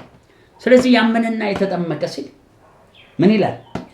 የትኛውን ጥምቀት ነው የሚያወራው ሲባል የውሃ ጥምቀት፣ የሞት ጥምቀት፣ የመንፈስ ጥምቀት ሲካላችሁ አሜን። ቆየት ያለው የቃል ጥምቀት የሚባል አለ፣ የመለኮት ጥምቀት የሚባል አለ። 5 ነው። ለምን እያሳደግ ነው? የለዛው ማን ያስተማረው ነው? ጳውሎስ በደረሰበት ደረጃ ያስረዳን ነው። አንዴ ብርሃን የበራለት ሰማይ ስጦታ የቀመሰ የመንፈስ ቅዱስ ተካፋይ ነበረ። የእግዚአብሔር ቃል ማንነትና የሚመጣውን ዓለም ኃይል ያወቀ ይለዋል፣ ወይም የቀመሰ። ወዴት እየሄድን ነው? ይኸውልህ ዛሬ በረንዳ እንዳታደር እንዲህ ላስጠንቅቃችሁ እንጂ ምንም እንኳን ሰሙም አንዳንዶቻችሁ ተስማማን በአንድ ቃል ሲያሜን። እስራኤል ከግብፅ ወጣ፣ ወደ ግብፅ ይመለሳል ተብሎ መጀመሪያ ጉዞ ተመዝማዛ። ወደዚህ ሲሄድም ተመለስ በዚህ ጋር እኛ ዝም ብለህ እግዚአብሔር ለምን ታደክመናለህ? ዝም ብሎ ነው እንደሚያደክማቸው ወደ ኋላ ዞሮ ወደ የት እንዳይመለስ። ከዛ የመጨረሻ ጭንቀት ቀይ ባህር፣ ከዛ ተከፈለ። ሃሌሉያ ተዘመረ። አይ መዝሙር ያስቀኛል። መዝሙር አንዳንዴ ጉልበቷ ለ2 ቀን ነው። በክብር ከፍ ብሏልና እግዚአብሔርን መዝሙር እኮ ስንተኛው ኦፊስ እንደሆነ ብዙ ክርስቲያን አያውቅም። ግን ያው ይጠቃቅሱ ይላል። ምን ይላሉ? አምልኮ በዛኛው ዓለም ይሄዳል። ስለዚህ መዝሙር የትም አለ፣ በሚመጣው መንግስት አለ። ሌላው የለም እንዴ? ዙፋን የለም እንዴ? የሐዋርያ ዙፋን ሐዋርያትና ነቢያት ዙፋን አላቸው። መጽሐፍ ቅዱስ በሐዋርያትና በነቢያት መሰረት ላይ ነው። አንተ ከሐዋርያት በልጥ አንተ ዘማሪ እንዴት ብለህ ነው የምትበልጠው? አይደለም እሱን ለማለት አይደለም እኮ አንተ አባብለህ ሰዎች ሐዋርያነትን ነብይነትን እንዳይቀበሉ ዝም ብሎ በማምለክ ወይም በመዘመር ብቻ ክርስትናን ለማኖር ይኸው የምታወቅ ኢትዮጵያ ምድር ውስጥ የተቸገርነው ሁሉም ዘማሪ ነው። ታዋቂ ለመሆን ምን መሆን ነው? ዘማሪ ነው። ቶሎ ወደ ውጭ ሀገር ለመሄድ ምን መሆን ነው? ዘማሪ ነው። የኢትዮጵያ ክርስትና ገና እያደገ ነው። ገና ሕፃን ምድሪቷ ላይ ገና የሕፃን ቤተክርስቲያን እድገት ነው ያለው። ታዲያ ምን አይቼ ነው ያየሁት? ምንድን ነው እንዲህ ያሳየኝ? የደብዳቤዎች አይነት ቆላስይስ አሁን በጣም ጠለቅ ያለ መጽሐፍ ነው። ስለ ክርስቶስ ራስነት ይናገራል። ከዛ የቆላስይስን ብቻ ቆለምለም አድርገው ሰዎች ሲይዙት የእግዚአብሔር ወሰን የለሽነቱ ሲታሰራለሁ። ምን ልትለኝ ፈልጌ ነው? እኔ በመረዳት ባለጠግነት ምን የለኝም። በኢየሱስ ስም የ21ኛው ምዕተ ዓመት ጸጋ ወይም መረዳት ይግባብን። ልክ ኢየሱስ በ12 ዓመቱ ሁሉን ያውቅ እንደነበረ ለ21ኛው ምዕተ ዓመት የነገር እናንተ ተቆልፎ ይቻለው ይፈታ። ስለዚህ ሪቫይቫሉን ትፈልጋላችሁ? እሺ፣ ይሄ ኤሌመንተሪ የሆነውን የመጽሐፍ ቅዱስ መረዳትህን ማስፋት የሚከለክልህን ነገር እንዳትሰማ ነገርኩህ። አሁን ጴጥሮስ ብርና ወርቅ የለኝም የሚለውን አንልማው። ለምን አንለ? ሲብርና ወርቅ አለኝ በሉ። ምክንያቱም የታምራት እጅ ነው እኛ ውስጥ አለ ብለን ስለምና ከስረናላ ድሮ ምን ሰብከው አልከሰር ነው ከስረናል። ተቀላችሁ የድሮ ቸርች ባህሪ አንዱ ምንድነው? የያዘውን አይለቅም። በዚህ ምክንያት ልክ ይህን ስንሰብ ብርና ወርቅ የለንም ይህን ያለውን ተቀበሉ ብሎ ፈውስ ሊያገለግል ይችላል። ብርና ወርቅ ታገደ አልታገደም? ታገደ።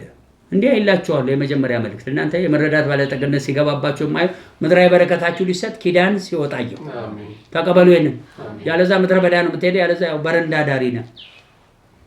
ሰው ሳያውቅልህ በረንዳ እያደርክ ነው። እኛ በረንዳ አደሩ በሚል ምስክርነት አናምንም። ካደሩ እግዚአብሔር አሳልፎ ሊመራ ይችላል። ህይወትን ቶሎ ብታስተካከል ከምን ትወጣለህ? ከበረንዳ ዳሪነት ትወጣለህ። በረንዳ ዳሪነት ክብር አይደለም። በረንዳ ዳሪነት ውርደትም ለመሆን የሚዳዳው ድካም ሲኖር ነው። ነገሮች በጣም በሚዛን መያዝ አለባቸው። ድህነትና ብልጽግና በሚዛን፣ ሞትና ህይወት በሚዛን። ሚዛን ምን ማለት ነው ሲባል ሁላችሁ ወደ ሌላ ርዕስ ልመጣ ነው። እየከበዳችሁ ምናልባት ይሄድ እንደሆነ አላውቅም። ግን ሌሊት ያየሁትን የተቆላለፈ የመጽሐፍ ቅዱስ መረዳት ይፈታል። ወዴት እንገባለን? ወሰን ወደ ሌለው የቅዱሳን መጽሐፍ ምን እዚህ ላይ ትንሽ እስቲ ታሪክ ላንሳ። ማነሳው ለምንድን ነው? ኢየሱስ ክርስቶስ ስለ መጽሐፍቱ ተመራመራላችሁ፣ መጽሐፍቱ ስለኔ ይናገራሉ።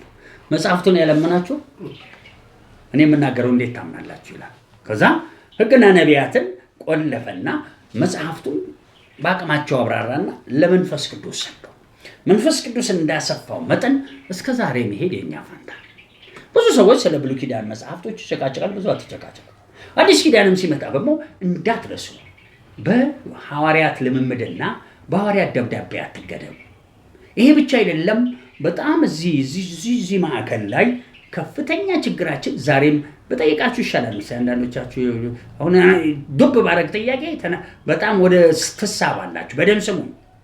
በጣም ከፍተኛ እዚህ ቸርች ውስጥ ተጠይቃችሁ ወጥመድ ያሳየኛል። ተጠይቃችሁ መመለስ ያለባችሁ እነኚህ ሐዋርያቶች አሁን ቀደም እንዳልኳችሁ የህዝቡን ገንዘብ ወሰዱ። ቀጥሎ ፈርዘር ይሄድና የጳውሎስ አገልግሎት እስከ 3ኛው ሰማይ መልአክ ሰፈር ገብቶ ነበር። ዮሐንስ ራእይ ላይ በዘይት የቀቀሉት ዮሐንስ በኋላ ፍጡም ደሴት ላይ 7ቱን መናፍስት በሚገዛው ጌታ በሱ አማካኝነት ከአብ የወጣ መጽሐፍ በ7 ማኅተም የተዘጋ የመልአክ ፍርድ ወጥቶ ተዘግቷል። የዚህ ቸርች ወይም የዚህ ማዕከል ከፍተኛ ዛሬ እዚህም ያላችሁት አሁን ከማነበው ዛሬ እስቲ ዛሬ በሉ ደገሙት። የተወደደ ሰዓት ደማችሁ ካልነቃ ይብላችሁ ምንም ዋጋ የለውም። ይሄ ነገር ዛሬ ለማምለጥ ዛሬ አንድ ነገር ለማድረግ የማትወስን ከሆነ ምንም ጥቅም የለውም። ለዚህ ነው ኢየሱስ ቀን ሳለ ምን ልስራ ስራዬን ልስራ ብሎ ያኛውን የጨለማውን ኃይል ገንጥሎ ሰዎች ያበራል፣ ሙታንን ያስነሳል። እስቲ አሜን። ስለዚህ ገንጥለን እንወጣለን። ዝም ብለን አናንቀላፍ። ዝም ብለን የሞተ ዞምቢ የሆነ መንፈስ ላያችን ላይ አናስቀምጥ። እሱን ለማሸነፍ ይሄ ጥያቄ ዛሬም ውስጣችሁ ይብላል። መልአካዊ ማህተም ተፈቶ ተዘግቷል። ደጋግሜ እየጠየቅኳቸው እግዚአብሔር በመለኮት ማንነቱ ልጁን በመለኮት የሆነ ቤተ መቅደስ በመንፈስ ቅዱስ ከዛ ከነሱ የሆነ የስልጣን ቃልና መለኮት ዓለም አለ። እነኚህ ከመለኮቱ ዓለም የሆነው ልምምድ ሰው ስላጣ ስላልተለማመደ ወደ መልአክ ተመቶ በመቶኛው ዓመት ይህ የመከራ ዘመን ይሄ አሁን ያለንበት በመልአክ ደረጃ ወጥቷል። አንድ ከድሮ የድሮ መጽሐፍቶች ወደ 217 መጽሐፍት ይኖሩ እንጂ ያው በኦርቶዶክስ እምነት 80 አሃዱ የሚባል አለ። በካቶሊክ 73 ናቸው መሰለኝ ወይ 72 ወይ 73። በቅዱሳን ደግሞ ስንት ነው? 66 ተብሎ ይታወቃል። መፈልገው ስለ ሩፋኤል የሚባል መልአክ አሁን ሸፐርድ ቡሽሪ ያወራሉ እና ብሉይ ኪዳን ላይ ሰባቱም መናፍስት የለም በታቦቱ ጀርባ ከሚቆሙት ሌላ 7 ምኖች አሉ፣ አለቃ መላእክት አሉ። በእኛ በ66 ውስጥ እንደ ሩፋኤል አይነቱ መልአክ ማርቲን ሉተር አስወጥቶታል። እንደዚህ አይነት ዲቫይን ልምምድ የለም። ያ ሩፋኤል የሚባለው መልአክ የሚመራው ሰው ነበር አለ። ከመጽሐፍቶች መካከል በፔንቴኮስታሉ የወጣበት ምክንያት አንዳንድ ጥቃቅን ምክንያቶች ያስቀምጣሉ። ለምን በጣም በመላእክ ዓለም የሚመራ ክርስትና አለ ብሎ በጣም አጥብቆ ያስቀምጣል ያ መጽሐፍ የነበረው እና ሩፋኤል ነው ሰውየውን ያለማመደው የነበረ እና ማርቲን ሉተር የመልአክ ልምምድ ትክክል አይደለም ብሎ ስለሚያምን ምን አድርጎታል? ካንስል አድርጎታል። አሁን እኛ ደግሞ እየተጨቃጨቀን ያለነው ዮሐንስ ያየው ራእይ በመልአክ ደረጃ መልአክ ከአብ ዘንድ ልጁ የተሰጠውን ለመልአኩ ሰጥቶ መልአኩ ነው ለዮሐንስ ያሳየው። የእግዚአብሔር መንፈስ እዛ ጋር የለም አለቁ። የተገለጠው የክብር መጠን በ7 ደረጃዎች አሉ፣ በ5 ደረጃ ነው። 7 ሁለቱን ደረጃ እንዴት እናረግ የሚል ጥያቄ እንድትጠይቁ ፈልጋለሁ። ለምን ከዛ ውጪ አሁን ማነበው አንቺ ጽዮን ሆይ ምንሽን አንሺ፣ አንገትሽ ላይ ያለውን ምን ቀንበር ይላል። ይሄ ቀንበር ሊነሳ የሚችልበትና የዘመኑ ሐሳብ ውስጥ እንድንገባ ከ5ኛው ደረጃ ከመልአክ ደረጃ ልበል ወደ መለኮት መምጣት አለ። ስለዚህ በሩፋኤልና የሆነ ሩፋኤል ያለማምዶ የነበረ ሰው ለኛ አይደንቀንም። ሲካላችሁ አሜን። ምክንያቱም መላእክት አገልግሎት በክርስቶስ ስራ ውስጥ መላእክት ያገለግሉናል እንጂ መላእክትን የሚበልጥ የመለኮት ልምምድ ነው የምናወራው። ስለዚህ የሩፋኤል ጭቅጭቅ አያስፈልገንም። ቀላል ሩፋኤል ብቻ አይደለም፣ ሰርቄል የሚባልም መልአክ አለ። እንዴት እናርግ? ማርቲን ሉተር ምን ሆኖ ነው ሲባል ማርቲን ሉተር በጸጋ መዳንን እንጂ ያወቀው የጴንጤቆስታን እንቅስቃሴን አቅም በመንፈስ ቅዱስ ተሞልቶ ለኛ ትልልቅ የጸጋ ስጦታዎች አብረውት አልነበሩ። በደረሰበት ግን አንድ ነገር አውቋል። ሲመዳን አውቋል በሉ እሱን ተቀበለለታ። ከዛስ ይሄ ጥብቅብቅ ያለ ክርስትና ውስጥ አለ። ለምን ይሄን ነገር ልንዘረጋው ስንፈልግ ኬላ ያሳየኛል።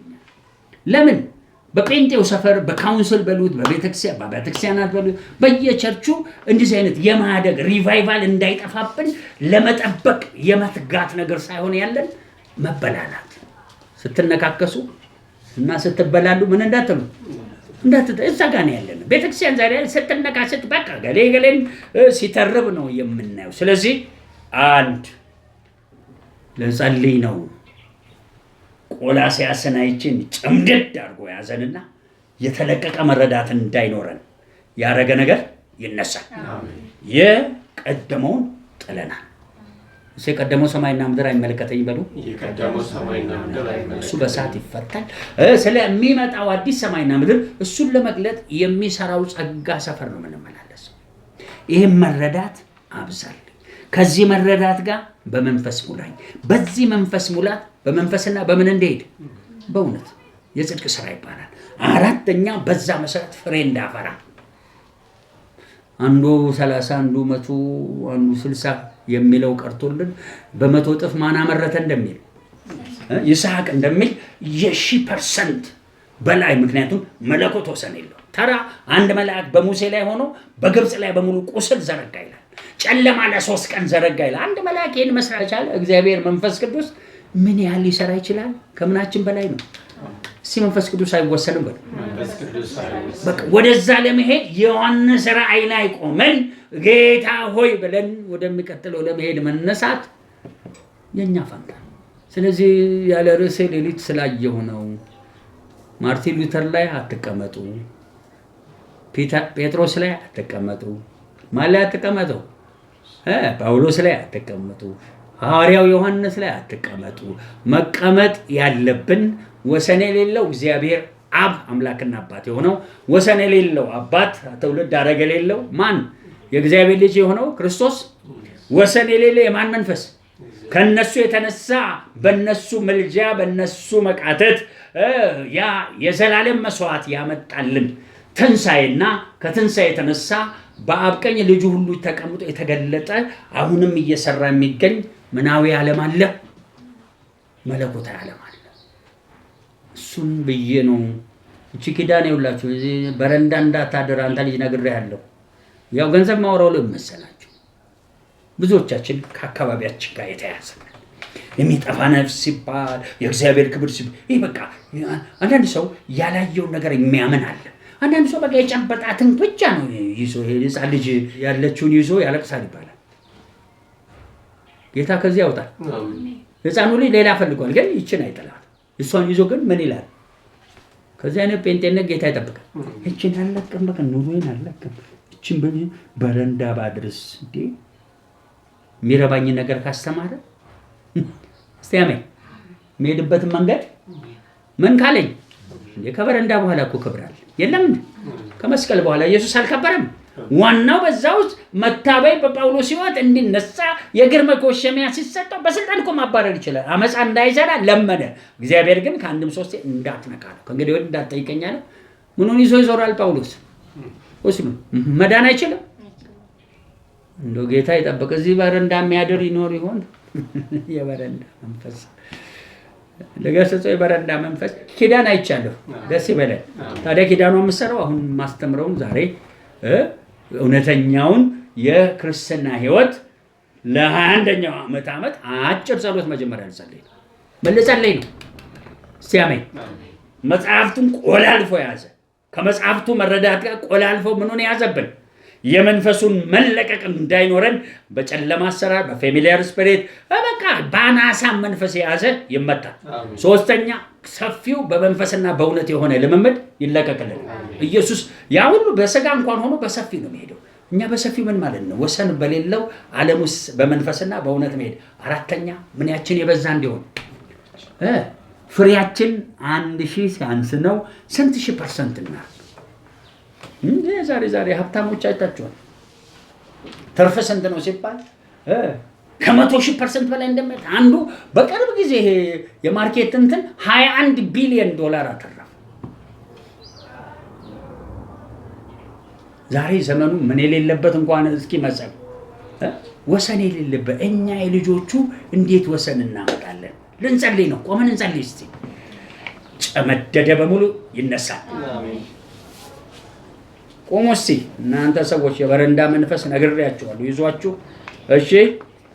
እኔ ብዙ ሕዝብ አስጥላል ራሴን በጸጋ ዓለም ውስጥ ለነሱ ገብቼ መብራት የሚከፍሉት አጥተው ድሮ አገልግሎት በቤታቸው የሚበላ ጠፍቶ ለምን ያሁንም ምለውን ወሰን የሌለው ክብር ላይ ከመሆን ይልቅ ብርና ወርቅ የለንም የሚል መንፈስ ገና ስታስገባ አለቀ። እንዴ በኢየሱስ ስም ጌታ ያስመልጥ። እንዲያ ያለው ምድራዊ ነገር ላይ ረጋሚ ያየው እየገዛ ያለ ዛሬ ይወድቃል። ረጋሚ ይወድቃል። ለምን? አምላካችን ወሰን የለው። እስራኤልን ሲባርክ በላም አርቦ ምንድነው አለ? በኢየሱስ ስም የመጽሐፍቱን መረዳት ያጠበበብን ነቅሶ ያዘ ይነቀል። አሜን። የመጽሐፉ መረዳት በኢየሱስ ውስጥ በ12 ዓመቱ እጅግ የተዘረጋ እንደሆነ እንዲህ ያለው ጆሮ ላይ የሚጮህ ሐሰት መንፈስ ይነሳ። አሜን። የእግዚአብሔር ኃይል ታላቅ ነው ሳለ ጠላት ዋሽ እንደሚል ውሸቱ ይነሳ። አሜን። ሲሰርቁት እጆቻችሁ በቃ ይግባ ይሄ ነገር ይገባል። ወሰን የሌለ መረዳት ባለጠግነት ይግባ። አሜን። ያንን 5ቱን ደረጃ አልፎ የክብሩ 7ኛ የሚባለው ህዝብህን ተሸከምና አስገባ። አሜን። እንዲህ ያለው አሁንም የመረዳት ክፍተት ኧረ ሰዎች አላቸው ይግባ በቃ ባይገባህም በኢየሱስ ከመንፈስ ቅዱስ የሆነው መረዳት ይግባ ኢየሱስ ከልጁ የሆነው መረዳት ይግባ ከአብ የሆነው መረዳት ይግባ ኢየሱስ በእነሱ ደረጃ መጽሐፍት ተጽፈዋል ኢየሱስ ያ ትልቅ መጽሐፍ ይዘርጋ በሰማይ ላይ የተቸነከረው መጽሐፍ ይዘርጋ በመለኮት ኃይል ይዘርጋ ያለ ወሰን ይዘርጋ ባለ 50 ቀን ድንገት ወረደባቸው እንደምን ላንተ አላቀ የመዳን ቀን ዛሬ ነው ልጆቻችሁን አንሱ አሁኑን ይወረደበት ቀጠሮ ስትይዝ ነገ ምን ታውቃለህ ከዚሁ ጋር የሚሞላ የአብ መንፈስ ይሙላ አሜን ከዚሁ ጋር የሚሞላ የወልድ መንፈስ ይሙላ አሜን ኢየሱስ ከዚሁ ጋር የሚሞላ የመንፈስ ቅዱስ ሙላት ይሙላ አሜን ኢየሱስ የእግዚአብሔር ሬማ የሆነው የሥልጣን ቃል ይሙላ አሜን ኢየሱስ መለኮታዊው የሆነው ማንነት አብሮ ይግባ አሜን እግዚአብሔር በዚህ መልኩ ሰው ሁሉ በመንፈሱ ሙላት ውስጥ መንፈሱ እንዲሞራ እሱ ሳይሆን ይኸውልህ መንፈሱ ከገባ በኋላ ያንተን ማንነት ዝንጀሮ ከሆነ ዝንጀሮነትን ይጥላ አሜን ዘርጉ በኢየሱስ በመንፈስና በእውነት በሙሉ የወረደው መንፈስና ቃሉ መረዳቱ ተያይዞ በመንፈስና በእውነት የመኖር ክብር ይለቀቅ አሜን ከመለኮት የሆነው የመንፈስ እንቅስቃሴ ለማይታየው ለዚህኛው ማለት እውነት ይገለጥ አሜን ኢየሱስ ለእውነት መጥቻለሁ እንዳለ ኢየሱስ በዛኛውም በዚህኛውም ለእውነት እንደተገለጠ እውነት ይገለጥ አሜን ለቃቁት ይገለጥ እንዲህ ያሳየኛል እውነት ሲዘረጋ ድግምት ሲወድቃል አሜን በኢየሱስ ምድሪቷን አንቆ ያዘ ድግምት ይመጣ አሜን ቅዱሳንን ያዘ የስተት ድግምት ይመጣ አሜን መጽሐፍቱ ላይ ብቻ አይደለም በመንፈሱ ላይ ብቻ አይደለም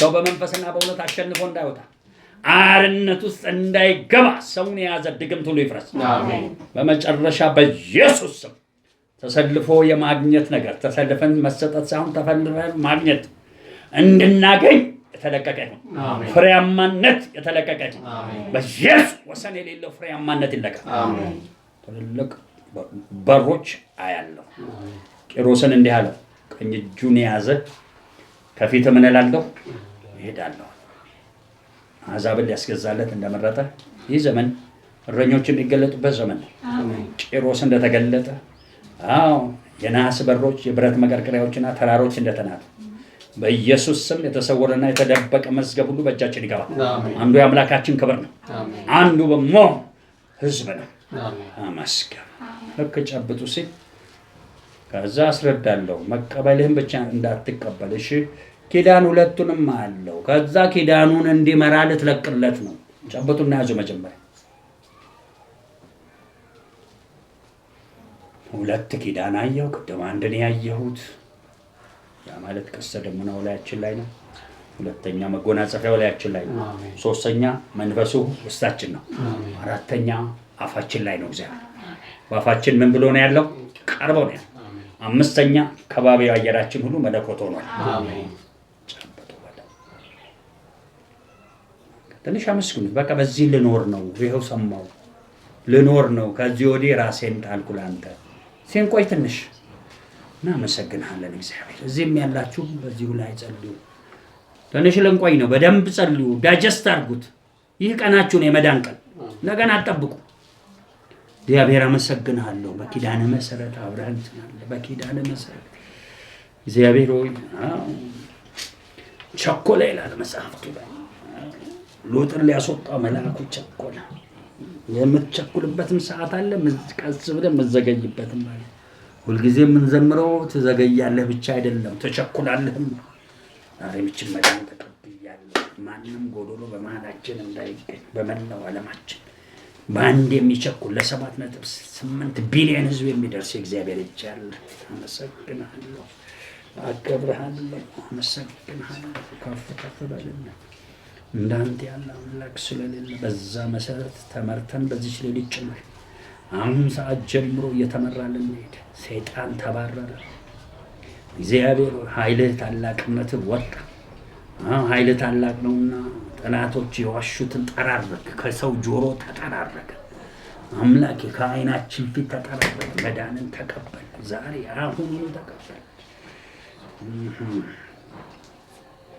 ተመስገን ሁለተኛ መልእክት ልናገር ነው ስለ ገንዘብ ሸለቆ ሲሞላ ያለው አሜን ተቀበሉ ይሄን መልእክት ነፋስ የለም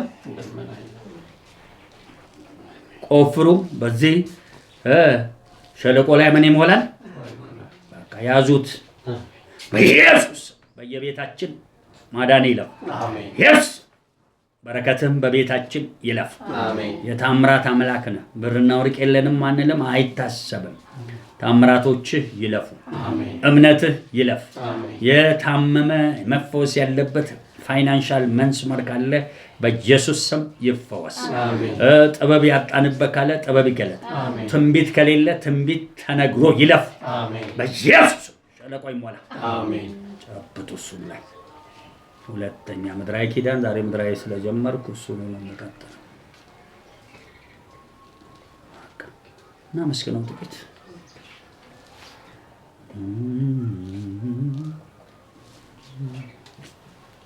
ተባረክልን። እናመሰግናለን።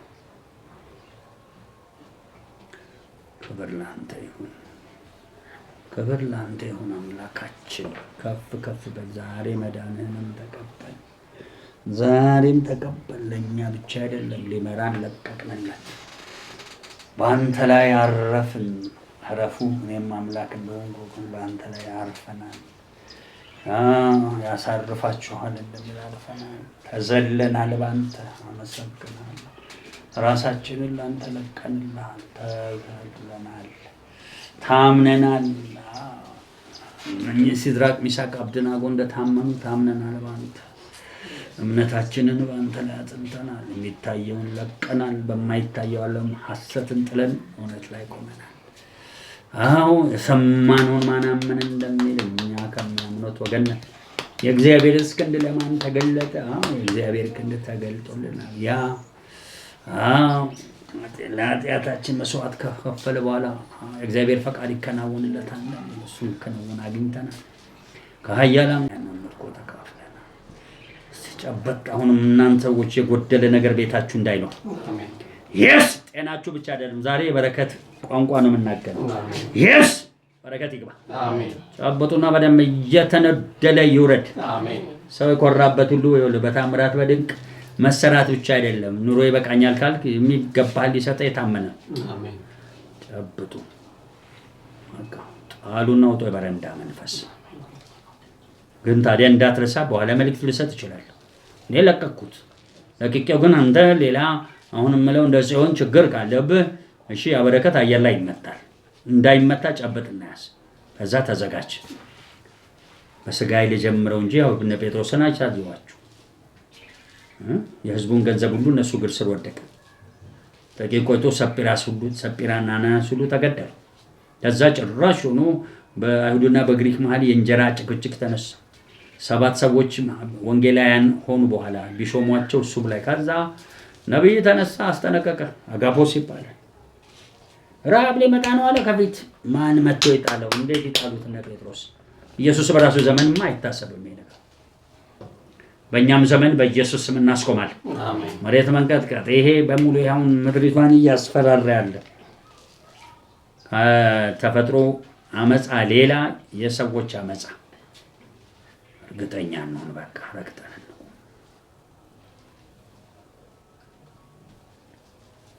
እናመሰግናለን። እናከብርሃለን። ከፍ ከፍ በልልን። ዛሬም በሐዋርያዊ ተልእኮዎች ውስጥ እባክህ ምኑ ጋኔ ያለ ነው የሚለውን ለመፍታት ዛሬም በቃል ውስጥ አብረን ቆይ። በክርስቶስ ኢየሱስ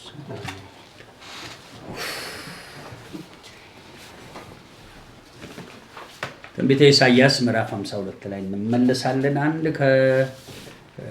ከሪቫይዝድ አዲሱ መደበኛ ትርጉምን አነባለሁ። እዛ እናንተን ይዛችሁ አዲሱ ትርጉም ካላችሁም አብረን እናነባለን። ዛሬ እዚቹ ላይ ነው የምንቆየው። አዲስ ኪዳን ተግባራዊ ክርስቶስ ሕይወት ዛሬ ምን ላይ ነን የሚለውን በዚህ ቃል ውስጥ ነው የምንቆየው። እንግዲህ መንፈሳዊ መልእክት ነው። በመሃል ስለ ቅዱሳን መጽሐፍት ስለ ሌላው አብራርቼ ኪዳን ሸለቆ እንዲሞላ ተደርጓል። ያ እንዲጸናልን እንጂ እንዳይፈርስ በሞ አሁን ወደ ዛሬው መልእክት እየሄድኩ ነው። ጽዮን ሆይ ተነሺ ንቂ። ይህ ትንቢት ለምን ተነገራት? ግልጽ ነው። እግዚአብሔር እስራኤልን እንደገና ምን ሊላት ሊታደጋት ስለፈለገ የተናገረው። እንዲሁም ዛሬ ጽዮን ሆይ ተነሽ ምን በይ ንቂ። ስለዚህ ተነሽ የሚለውም ንቂ የሚለውም በተለያየ ትርጉም በኋላ እንመጣበታለን። ሙሉን ዝም ብዬ ቀጥታ ላነብ ነው። ልቀጥል። አንተ ምተኛ ምን በል ይላል? ንቃ አይልም? ክርስቶስ ኢየሱስ ምን ይላል? ያበራ ብርሃን፣ እግዚአብሔር ብርሃን ነው። በሱ ምን የለም? ጥላ አለው እንዴ? እግዚአብሔር የለውም። ስለዚህ ሽፋን የሚሆንብን ብሉይ ኪዳን ላይ ሄድን ጥላውን የምንይዝበት በመወደለን ወደ አዲስ ኪዳን ከገባን ወዲህ ቅድም እንደምን አሁን ጴጥሮስ ብርና ወርቅ የለንም ብለው ያው እንደገና ህዝብ ሁሉ ጭንቀት ውስጥ ገባ። ያለውን ገንዘብ ሁሉ እየሰጠ ከዛ ጥላው እየከበደ ሄሮዶስ ያዕቆብን ገሎ ማንን ጭምር በቃ ከፍተኛ ፈተና ውስጥ ገቡ። ቅድም ኤርትራውያን ሲቸላቸዋል። በእኛ ዘመን እኛስ በህይወት ብንኖር እስከዛ ድረስ እንዲሄድ የኛውን መንግስት እንፈቅዳለን፣ መቃወም የለብንም ወዘተ። በኋላ እመጣለሁ። ላንብብ። ጽዮን ሆይ ተነሽ ንቂ፣ ኃይልሽንም እንደ ልብስ ልበሽ። ኃይሏን ጥላለች ማለት ነው። ቅድስት ከተማ ኢየሩሳሌም ሆይ የተዋበ ልብስሽን የጽድቅ ልብሷን ምን ብላለች? ጥለዋለች። ከእንግዲህ ወዲህ ያልተገረዙና በስርዓት ምን ያልሆኑ ያልነጹ ሰዎች ምን ማለት ነው? ቅድም የምለው ዝንጀሮ የሆነ ሰው እዛ ላይ እንዲገባ አይፈለግም። ልድገም። ያልተገረዙና ያልተገረዘ ማለት የምን ግርዛት ነው የሚያወራው? ጳውሎስ ይላል እኛ በምን የተገረዝን? በልብ እንጂ በውጭ መልአክ በማምለክ አጉል ትሕትና በማድረግ የልብ ግርዛት የሌላቸው ሰዎች አይገቡም ነው። ምን ያህሉ በስርዓት ያልነጹ። በስርዓት ያልነጹ ምን ማለት ነው? ይሄ ደግሞ በጣም ይኸውላችሁ ነው። ቀስ ብዬ በኋላ ማብራ ያልነጹ ማለት አሁን ለምፈልገው ስራ በርናባስና ጳውሎስን ላይ ተቀደሱ ዘንድ ፈልጉ ያለ ቅድስና። ስለዚህ አንድ ሰው ሳይገረዝ፣ ሁለተኛ ሳይለይ፣ ሶስተኛ እኛ እንደውም ሳይጸድቅ በኩነኔ ካለ ሰውየውን አንፈልገው። ለምን ነገ እንደ ሳኦል ንጉሥ ሳኦል እንደተባለው ክፉ ነው የሚሆነው። የጸደቀ ደግሞ ምን ሳይሆን ሳይበስል ፍጹም ሳይሆን በነቀፋ ከሄደ እንደ ኤፍሬም ያልተገላበጠ ምንድነው እንደሚል ቂጣ ነው እንደሚል በአንድ በኩል በስለ በአንድ ህይወቴ ያልበሰልክ ከሆነ አብሶ ደርብ ነገርኳችሁ። ሁለት ደርብ ስለ ምድራዊ ነገርና ስለ ሰማይ የተዘረጋ ደርብ አለ። ደርቡ አንዱን በስለህ አንዱን ባትበስል ሌላውንም ያበላሻል። ስለዚህ ያንን ሁሉ ለማስተካከል እንዲቻል ወደ ፍጹምነት ፍጹም ከሆንክ ወዲህ ደግሞ አይናችንን አንተ ላይ ነው መንጥለው። የመጨረሻ አደገኛው ሰው አንተ ነህ። ከየትኛው ይልቅ ነው? ከኩነኔው ይልቅ ቸርችን የሚያፈርሱ እንደዚህ አይነት ሰዎች ናቸው። ፍጹም ሆኖ ሁሉ ነገር ሲሳካ እንደ ሰይጣን ልባቸው ይታበያል። እግዚአብሔር ጌታ ይክበር። ሁሉ ስፍራ በአንዴ ስለሚገኝ ሰይጣን በ12 የተለያየ ያማሩ ድንጋዮች ላይ በእሳት ላይ እየተረማመደ በእምቢልታ በምን እያመለከ ፍጹም ነበርና ምን ተገኘበት ይላል? አመፃ። ምን አይነት አመፃ? ኮከቤን ከማን እኩል? ስለዚህ እግዚአብሔር ምድር ላይ አይደለም አይኑን የሚያደርገው መጀመሪያ እዛው አጠገቡን በሞ እኛም አንድ ሰው ለክ ፈጽሞ ሆኖ አገልግሎት ሲያምርለት ጆሮአችንን ድንገት ሰይጣን በተንኮል አስቶት ምን አይነት አመፃ። ለምን ያመፃ አገልግሎት ስለሚሰራ ያመፃ አገልግሎት መጽሐፍ ቅዱስ ላይ አናቃችሁም ይባላሉ በመጨረሻ። ለምን ለስሙ አጋንንት ያዙ በሽተኞች ይፈውሳል። ግን ያንን አገልግሎት ወይ ራሳቸው ሊከብሩበት ያለዛ እግዚአብሔር ሳይላቸው እያደረጉ ይቆይና ሰይጣን እንደተባረረ እነሱም ረክሰው ከእግዚአብሔር መንግስት ይባረራሉ። ስለዚህ የመጀመሪያ ትልቁ ጠላትህ ፍጹም መንገድ ላይ ተቀምጦ ምን የሚያስቸግረው? አመፃ የሚያስቸግረው መለኮት አለመማት። ብዙ ቸርችን ዛሬ ጥፋት ውስጥ የሚከቱ እንደዚህ አይነት አገልጋዮች ምን። ስለዚህ ነገር በጣም ጥንቃቄ ይፈልጋል። ግን ሙሉን ሁለቱንም አንዴ ላንብበው ልቀጥል። በስርዓት ያልነጹ ሰዎች ወደ ቅጥርሽ ውስጥ ምን አይሉ አይገቡ። በጣም ግልጽ ነው። አሮንና ቤተሰቡ ክህንነት ርስቱ ነው። እስቲ አሜን። ከአሮን ቤተሰብ ውጪ ሌዋዊ ቅጥር ውስጥ አይገባም። ለምን አገልግሎት? ለክህንነት አገልግሎት አይገባም። እና አሁን እንግዲህ እንዴት ይሻላል ብንፈተሽ? በጣም ዛሬ ላነሳው የምፈልገው ሌላው ነገር ቢኖር አደራችሁ እዚህ ጽፌዋለሁ። ዛሬ ኢሳይያስ 52 ለእረኞችም ነው ለተገልጋዩ ሕዝብ ነው ወይስ አሕዛቡን ሁሉ ነው የሚያወራው? ስለማን ነው? ይሄ ጽዮንን ስናወራ ዛሬ እግዚአብሔር ሊለን የሚፈልገው ማለት እንዲህ አይነት እረኞች ያሉ ይመስሏችኋል? ምን ይሆን በፍጹምነት ያሉ ምናቸውን ልብሳቸውን በስርዓት የለወጡ ምን ያላቸው ኃይል የለበሱ። ልቀጥል።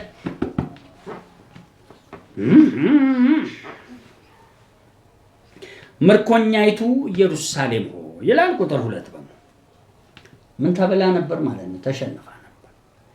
ተነስተሽ ትቢያሽን ምን በይ አራ ተሸንፋ አመዷን ተበላ ነበር። ተሸንፋ እነ ቤኒሂን ጥሩ ያስቀምጡታል። በኃጢአት ተጨማልቀሽ ነበር፣ ረክሰሽ ስለነበረ ምን ላይሽ ላይ አለ?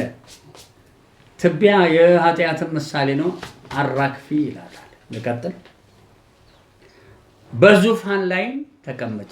ኦሪጂናል ቦታሽ የት ነው? ዙፋን ነው። እናንተ የጽዮን ምርኮኞች ሆይ የታሰራችሁበትንም ሰንሰለት ካንገታችሁ ምን በሉ ፍቱ።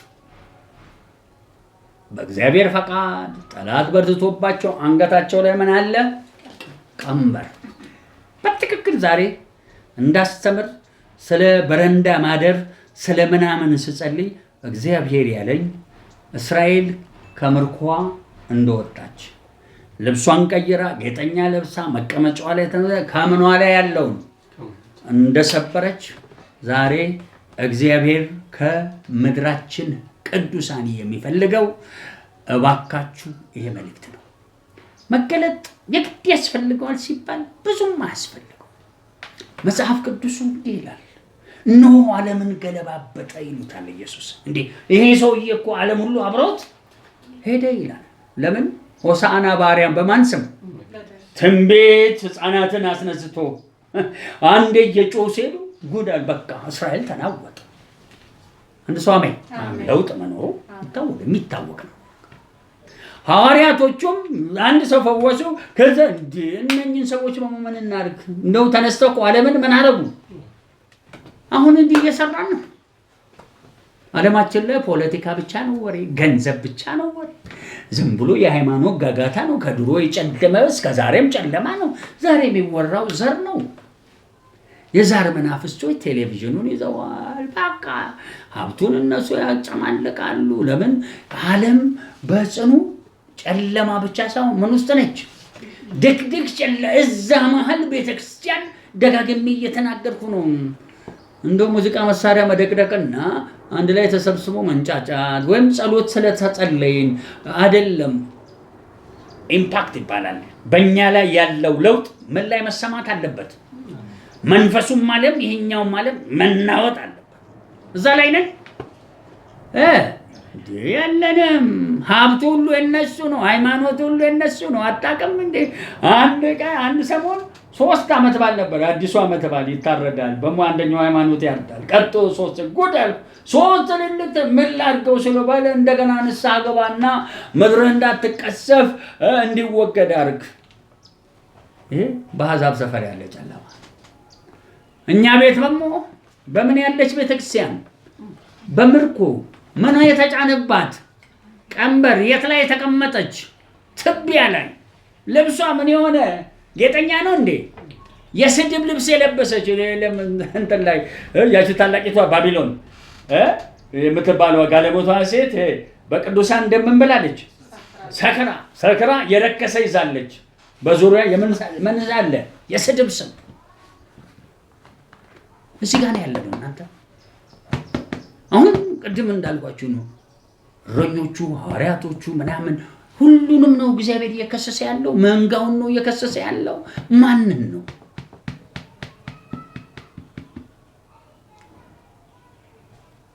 የአዲስ ኪዳን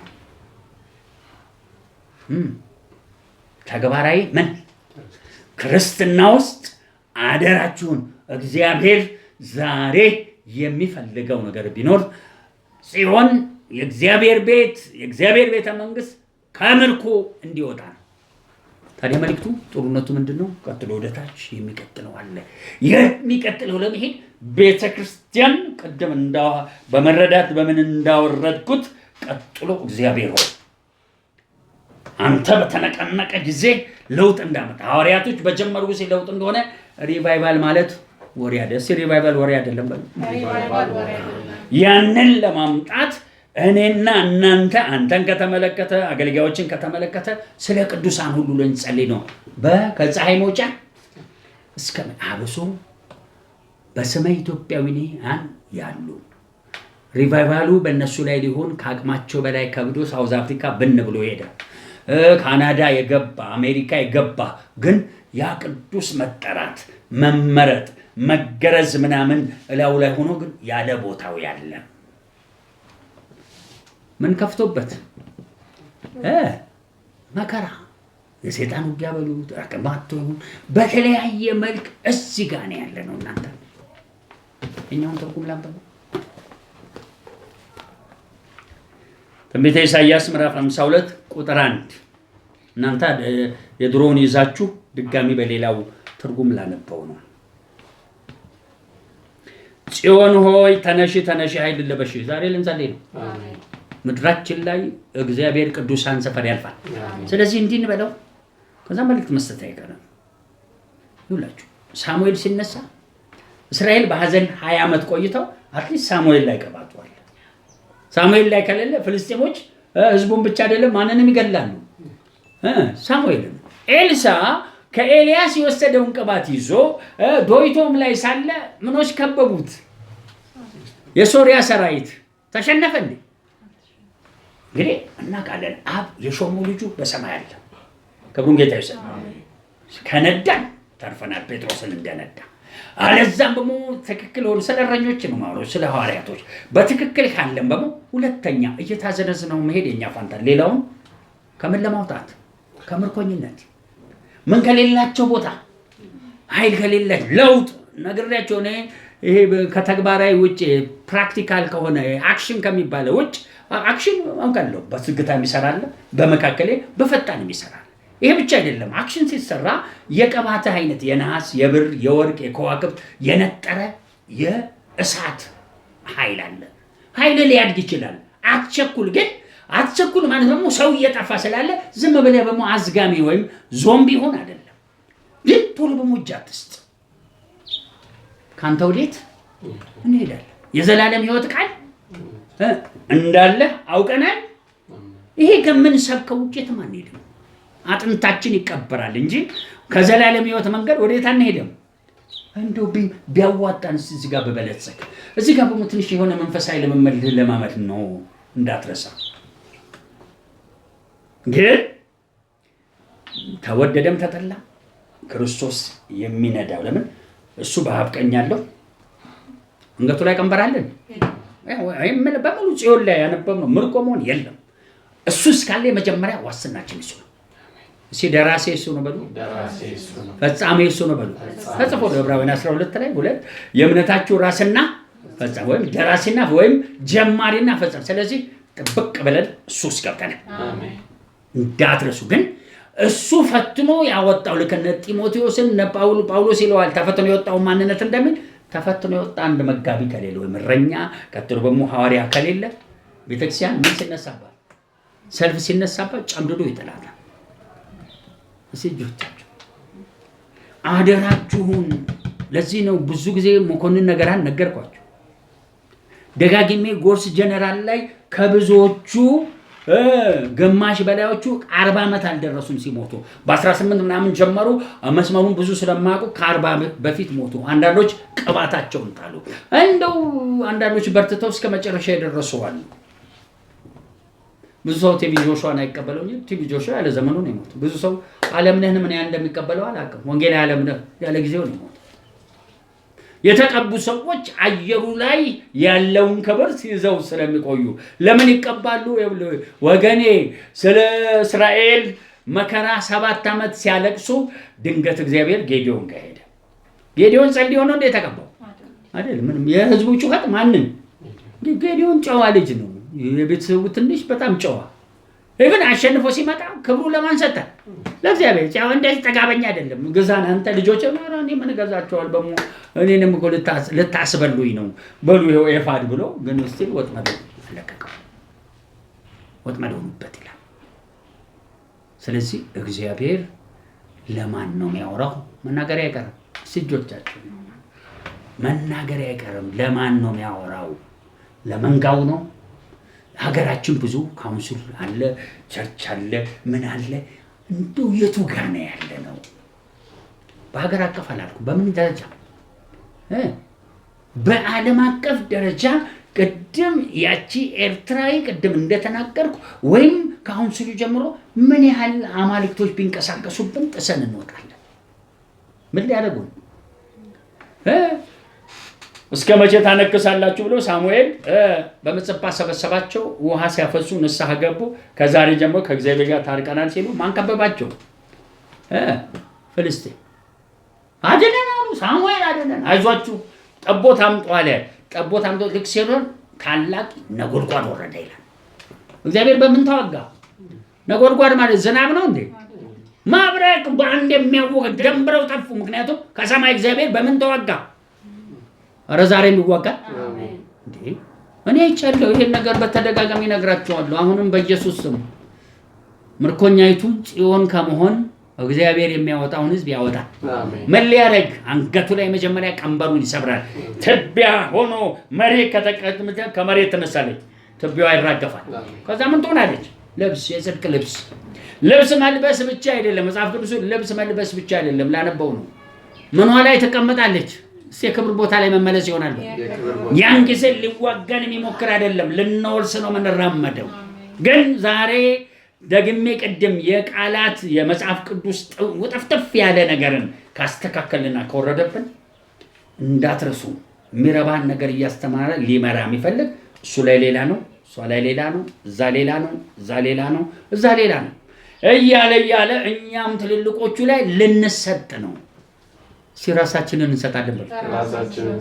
ያኔ እሱ ነው የሚመራን። ቅድም እንዳልኳችሁ የራስና ምን ካረግ ነው ደራሲና አስፈጻሚ ካረግ ነው። ኢየሱስ ዛሬ እንደ ጽዮን አይደለም፣ ምርኮ ላይ አይደለም ያለው፣ ትቢያ አለበትም። ያልተገረሰ አጠገቡ ይደርሳል አይደርስም። ስለዚህ እባካችሁ እድላችን ነች። እንዲህ ያለው እንግዲህ መልክት ልጀምር። የመጀመሪያ ወንፊት የመረዳት ባዶነት ወንፊት። እኔ እኮ ይሄ ነገር መፍትሄ ይፈልጋል። ካሴታችንን ስሙ ደጋግማችሁ። አንድ ሰሞን ትምህርት ጽፈን ነበር አለ እኮ እንትን ላይ ቁጭ በሉና ስሙ። ወንፊት መካየት የለበት። ወንፊት ማለት አሁንም እንደው አንዷን ብድግ አሁን አንዳችሁን ብድግ አድርጌ በጠይቅ ታውቃለህ። ወንፊት ካየው ፈተናውን ታልፋላችሁ አታልፉም? የለም። እንዴት ላድግ እንደገና እንደ አዲስ ከሰኞ እስከ ቅዳሜ ማስተማር አልችልም እንጂ መማር አስፈላጊ። ስትማሩ ከፈተና ጋር አሁን ችግሩ ምንድነው? ቁጭ ብሎ መስማት ብቻ ጥቅም የለውም። ተግባራዊ እንዲሆን ፈተና መፈተን ይፈልጋል። ከፈተና በኋላ ካላወቀው እንዴት ብለህ ትጸልያለህ? እንዴም አይደል ጀመርኩ ማለት ነው። ሁለተኛ በጣም የተቸገረው እግዚአብሔር አሁን ዛሬ ማታ ጀምሮ ሊመራህ ይመጣል። አንተ ግን በራስህ አቋም ነው ያለው። ምን የሚል ነው? በቁስሉ ግርፋት ተፈውሻለሁ። ህመም የእግዚአብሔር ፈቃድ አይደለም። እንዲህ የምትል ሰባኪ ከሆንክ እዚህ ውስጥ ያለው ጸጋ እግዚአብሔር የሰጠን ጸጋ ካንተ ጋር የለም። ቅድም የምልህ በረንዳ ማደር የለም። ለምን ሊመራ አንተ ስትፈቅድ? ሙሴ ወደ ቀይ ባህር ሲመራቸው አይ ሙሴ ተሳስቷል፣ እንዴት ነው በረሃ የሚወስደን? የጌታ መንፈስ የበረከት አምላክ ነው። ወዴት ነው የሚወስደን? ማርና ወተት የሚያፈስ ምድር ነው እንዴ? አይደለም። ወደ በረሃ ነው የወሰደው። ስንተኛ ተናገሩ? በኢየሱስም ወንፊት ይነሳ። ሁለተኛ በምንድን ነው? በሁለቱም ነው አውቀው። ይሄ እኮ ግልጽ ነው። ይላችሁ ምን ማለት መሰላችሁ? ኢየሱስ ይህች ሞት አልተቀበለም፣ ተጋፋፍተዋል። እየደነገጠ ብቻ አይደለም፣ ወደ መሞት መግባት አልፈለገም። ስጋ በመንፈስ መንፈስ በስጋ ላይ ቀዋው ስለ አጥልቆ እስኪያለበው እየጸለየ ፈቃደ ቢሆን የኔ አይደለም ያንተ ይሁን። እቺ ግጭት ማለት ነው። ቻው ማውራት እኔ እኮ እውነተኛውን ክርስትና እንዴት እንኖር? በጣም ከበደ። አምናለሁ አለማመን። እስኪ አንዴ በኢየሱስ ስም አምናለሁ በሉ። አለማመኔን እርዳ በሉ። በቃ ያ የሚጥል በሽታ የያዘው ልጅ ሐዋርያቶቹ ማስወጣታቸው ልክ እንደሞተ ሲሆን ይደነግጣሉ። አምናለሁ አለማመኔን እርዳ አለ፣ ገሰጸ። ልጁ እንደሞተ ሆነ ይላል። ኢየሱስ ግን ሞትን የበላይ ስለሆነ አስነሳው። ሐዋርያቶቹ ግን ማስነሳት ስለናንተ አላውቅም። ይኸውላችሁ እዚህ የምመታው እሺ ለራሴ ልጸልይ ነው። ይሄ ነው አላየነውም፣ ግን እየተጓዝን ነው። ከተማዋን አሳልፈን አልሰጠንም። በምድራዊ ጨርሰናል፣ ሰማያዊ ጀምረናል። እግዚአብሔር ንቅናቄ ያመጣል። አልተሸነፍንም። እስቲል ግን በጣም ይዘገያል። ሰው ያለቀ ነው። በየቀኑ እያለቀ ማለት ጥይት አይደለም ማወራው። እያለቀ የምለው የዘላለም ደህንነት። ሁለተኛ ያለ ገደብ ሰው እየተወለደ ነው። ያለ ገደብ እኛ እንደዚህ ምናምን አንዱ ዲቃላ ምናምን እንትና ትንሽ ነው የወለዱት ምናምን እንደሱ አናምንም። እምናምነው ምንድነው? አንዲት ነፍስ ወደዚህ ዓለም ከተወለደ መዳን አለ። ያለዛ የሰው ባይወለድ ይሻላል ስለምን ያለዛ እንደው ማህፀንን ይዝጋ። ጨንጋፋ ማህፀን ምድራችን ላይ ያምጣ። ለምን ለዘላለም ሊሞቱ ምን ሊሰሩ ይወለዳል? ተየተም ተኝተውም ይወለዱ አግብተውም ይወለዱ ሁሉም ሲወል ከሄደ አንድ ነው። ከዛ ጭንቀት ጀምሮ አሁን በህይወት ያሉ አንዳንዶች አርጅተው ሊሰበሰቡ አሉ። አንዳንዶች ታመው ሊሞቱ። ያ ሁሉ ስጋዊ ነገራቸው አይደለም መጨነቅ ያለብን። ለዘላለም እንዴት ይሻላል? እንደው በቃ ዝም ብለህ በቃ እያወቅን ኢየሱስ እኮ ለዚህ ነው የጮኸው። በእኔ የሚያምን የዘላለም ህይወት ወንዝ ውሃ ከሆዱ ይፈልቃል። ሰውየው አሞታል አሉ። የሰውዬ አብዶ አረተው አጋንንት እንዲህ አይናገርም ይላሉ አንዳንዶች። የሰውዬ ከልቡ ነው የሚናገረው። ምን አይደለም በላው ላይ የሚናገረው። ይቀላል ተጨነቁ። በጣም እኮ ይጨነቁ ነው። ከዛ ዋኖቹ ራሳቸው ሰጠሩትና በምን ስልጣን ይሄን ነገር እስከ መቼ ታጠራጥረናል? ዋና ረሰው የምን ህይወት ከዘላለም ህይወት የሚበልጥ አይሁዳዊነት የሮማ መንግስት ምናምን ጉራ ምንም ተቀመ ማንንም አያመልጥም። ሂትለር ያ ሁሉ ህዝብ አስገደለ።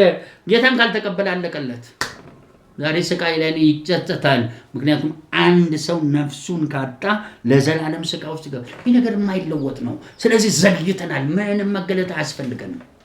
አይ ከእነንትና ትውልድ እየመጣ ስለሆነ ይሄው እኛ የዮሐንስ ራእይ እንዴት እናድርግ? ምክንያቱም እነኛ 4 መልአክ ቀጥሎ ያሉ መልአክ ወርደው ገጠም አድርገው ሰማይ ተይዟል። መከራ ምድር ላይ እየተናወጠ ያው አለ። ስለዚህ ጌታውን ቃትታለን። አየሩ ላይ ብድግ አድርገን አንጠልጥልልንና በእኛ ዘመን የተናገርከውን ምን ፈጽምልን? ንቅናቄ። ሁለተኛ የሰጠሁት መገለጥ ወደ 3 ይሄዳሉ። ወንፊትህን ለማውጣት መጽሐፍ ቅዱስ አንብብ።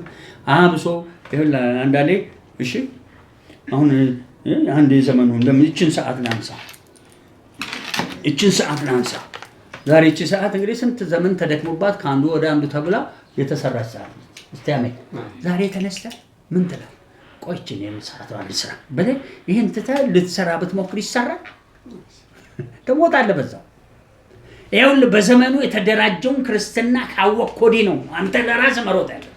እዚህ ያደራጀነውን ትተውና አንተ ገና አዲስ በቃ እስቲ መጽሐፍ ቅዱስ ሁላ ነበር ከንገጀም ሰባሽን ነው ማለት ነው። ተው እንጂ ይኸውልህ እኛ አሁን እኔ እንኳን አሁን ከ30 ዓመት በላይ የቆየሁት የመጀመሪያ ገና ልክ ስወስን አገለግላለሁ ሲል እስቲ ዓለም ላይ ብዬ ያሉትን ሁሉ መጽሐፍ አነበብኩ።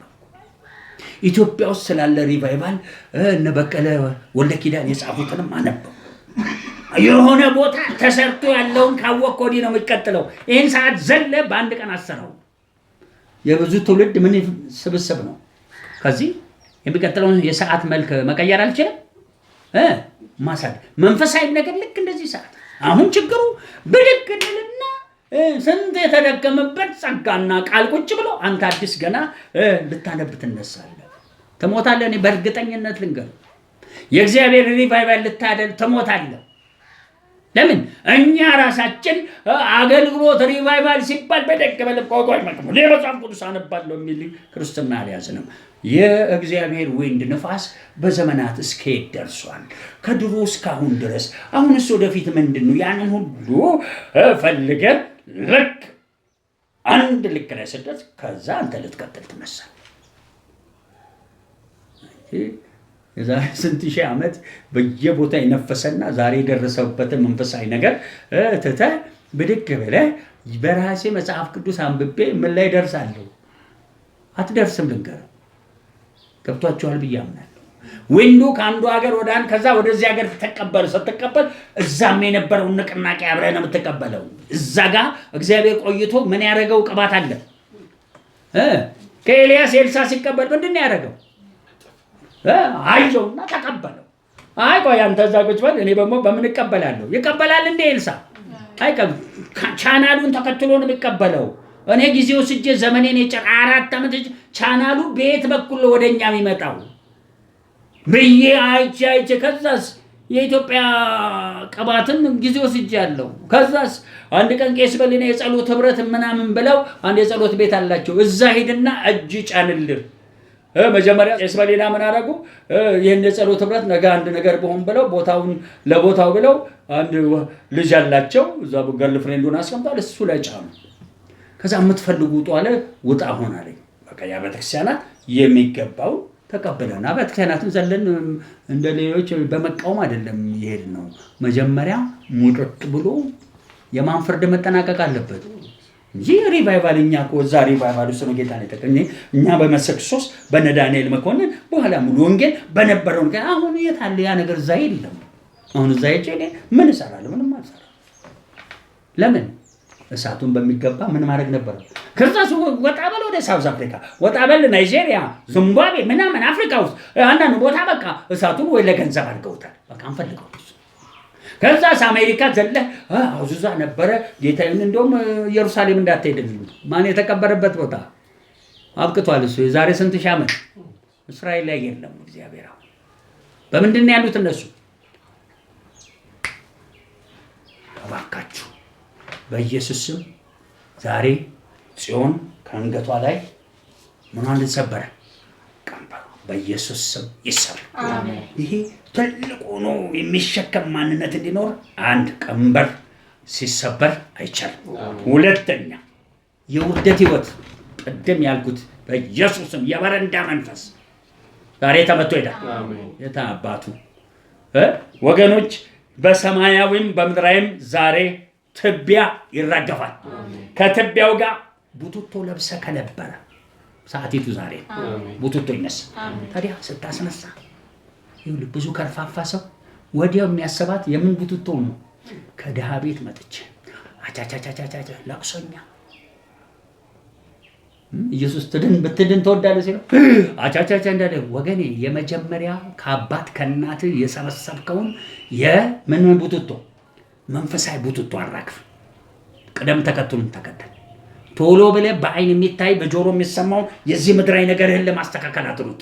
በኢየሱስ ስም ከአባት ከእናት ኢትዮጵያ ውስጥ የመጣብን ቡቱቶ ይገፈፍ። የዛር ቡቱቶ ይገፈፍ። የአጋንንት ቡቱቶ ይገፈፍ። የጥንቆላ ቡቱቶ ይገፈፍ። በሞ የሚገፈፍ ይውላችሁ። በኢትዮጵያዊነት አንዳንዴ ደንቆሮ የሚያደርግ መንፈስ አለ። ዝም ብሎ በደመ ነፍስ የሚያስገድ ምንም በቃ ምን ትምህርት እንዳይገባ የሚያደርግ ጥበት ዝም ብሎ አለባበስም እኮ ጥበባል። ዝም ብሎ ገርዳሜ ሸፋፋ ግር በኢየሱስ ስም ይነሳል። በተፈጥሮና በሰው ምንድነው እኛ ከነጭ ማንሻልበት ምክንያት ምንድነው? ሲካላችሁ አሜን። አለባበሴን አሳምራለሁ በሉ። አነጋገሬን አሳምራለሁ በሉ። ከሰው ጋር ያለን ሶሻል ላይፍ ይስተካከላል በሉ። ሁሉንም ነቅላ ማስተካከልና ትቢያውን አራገፈች ይላል። ዳግም አልተመለሰች።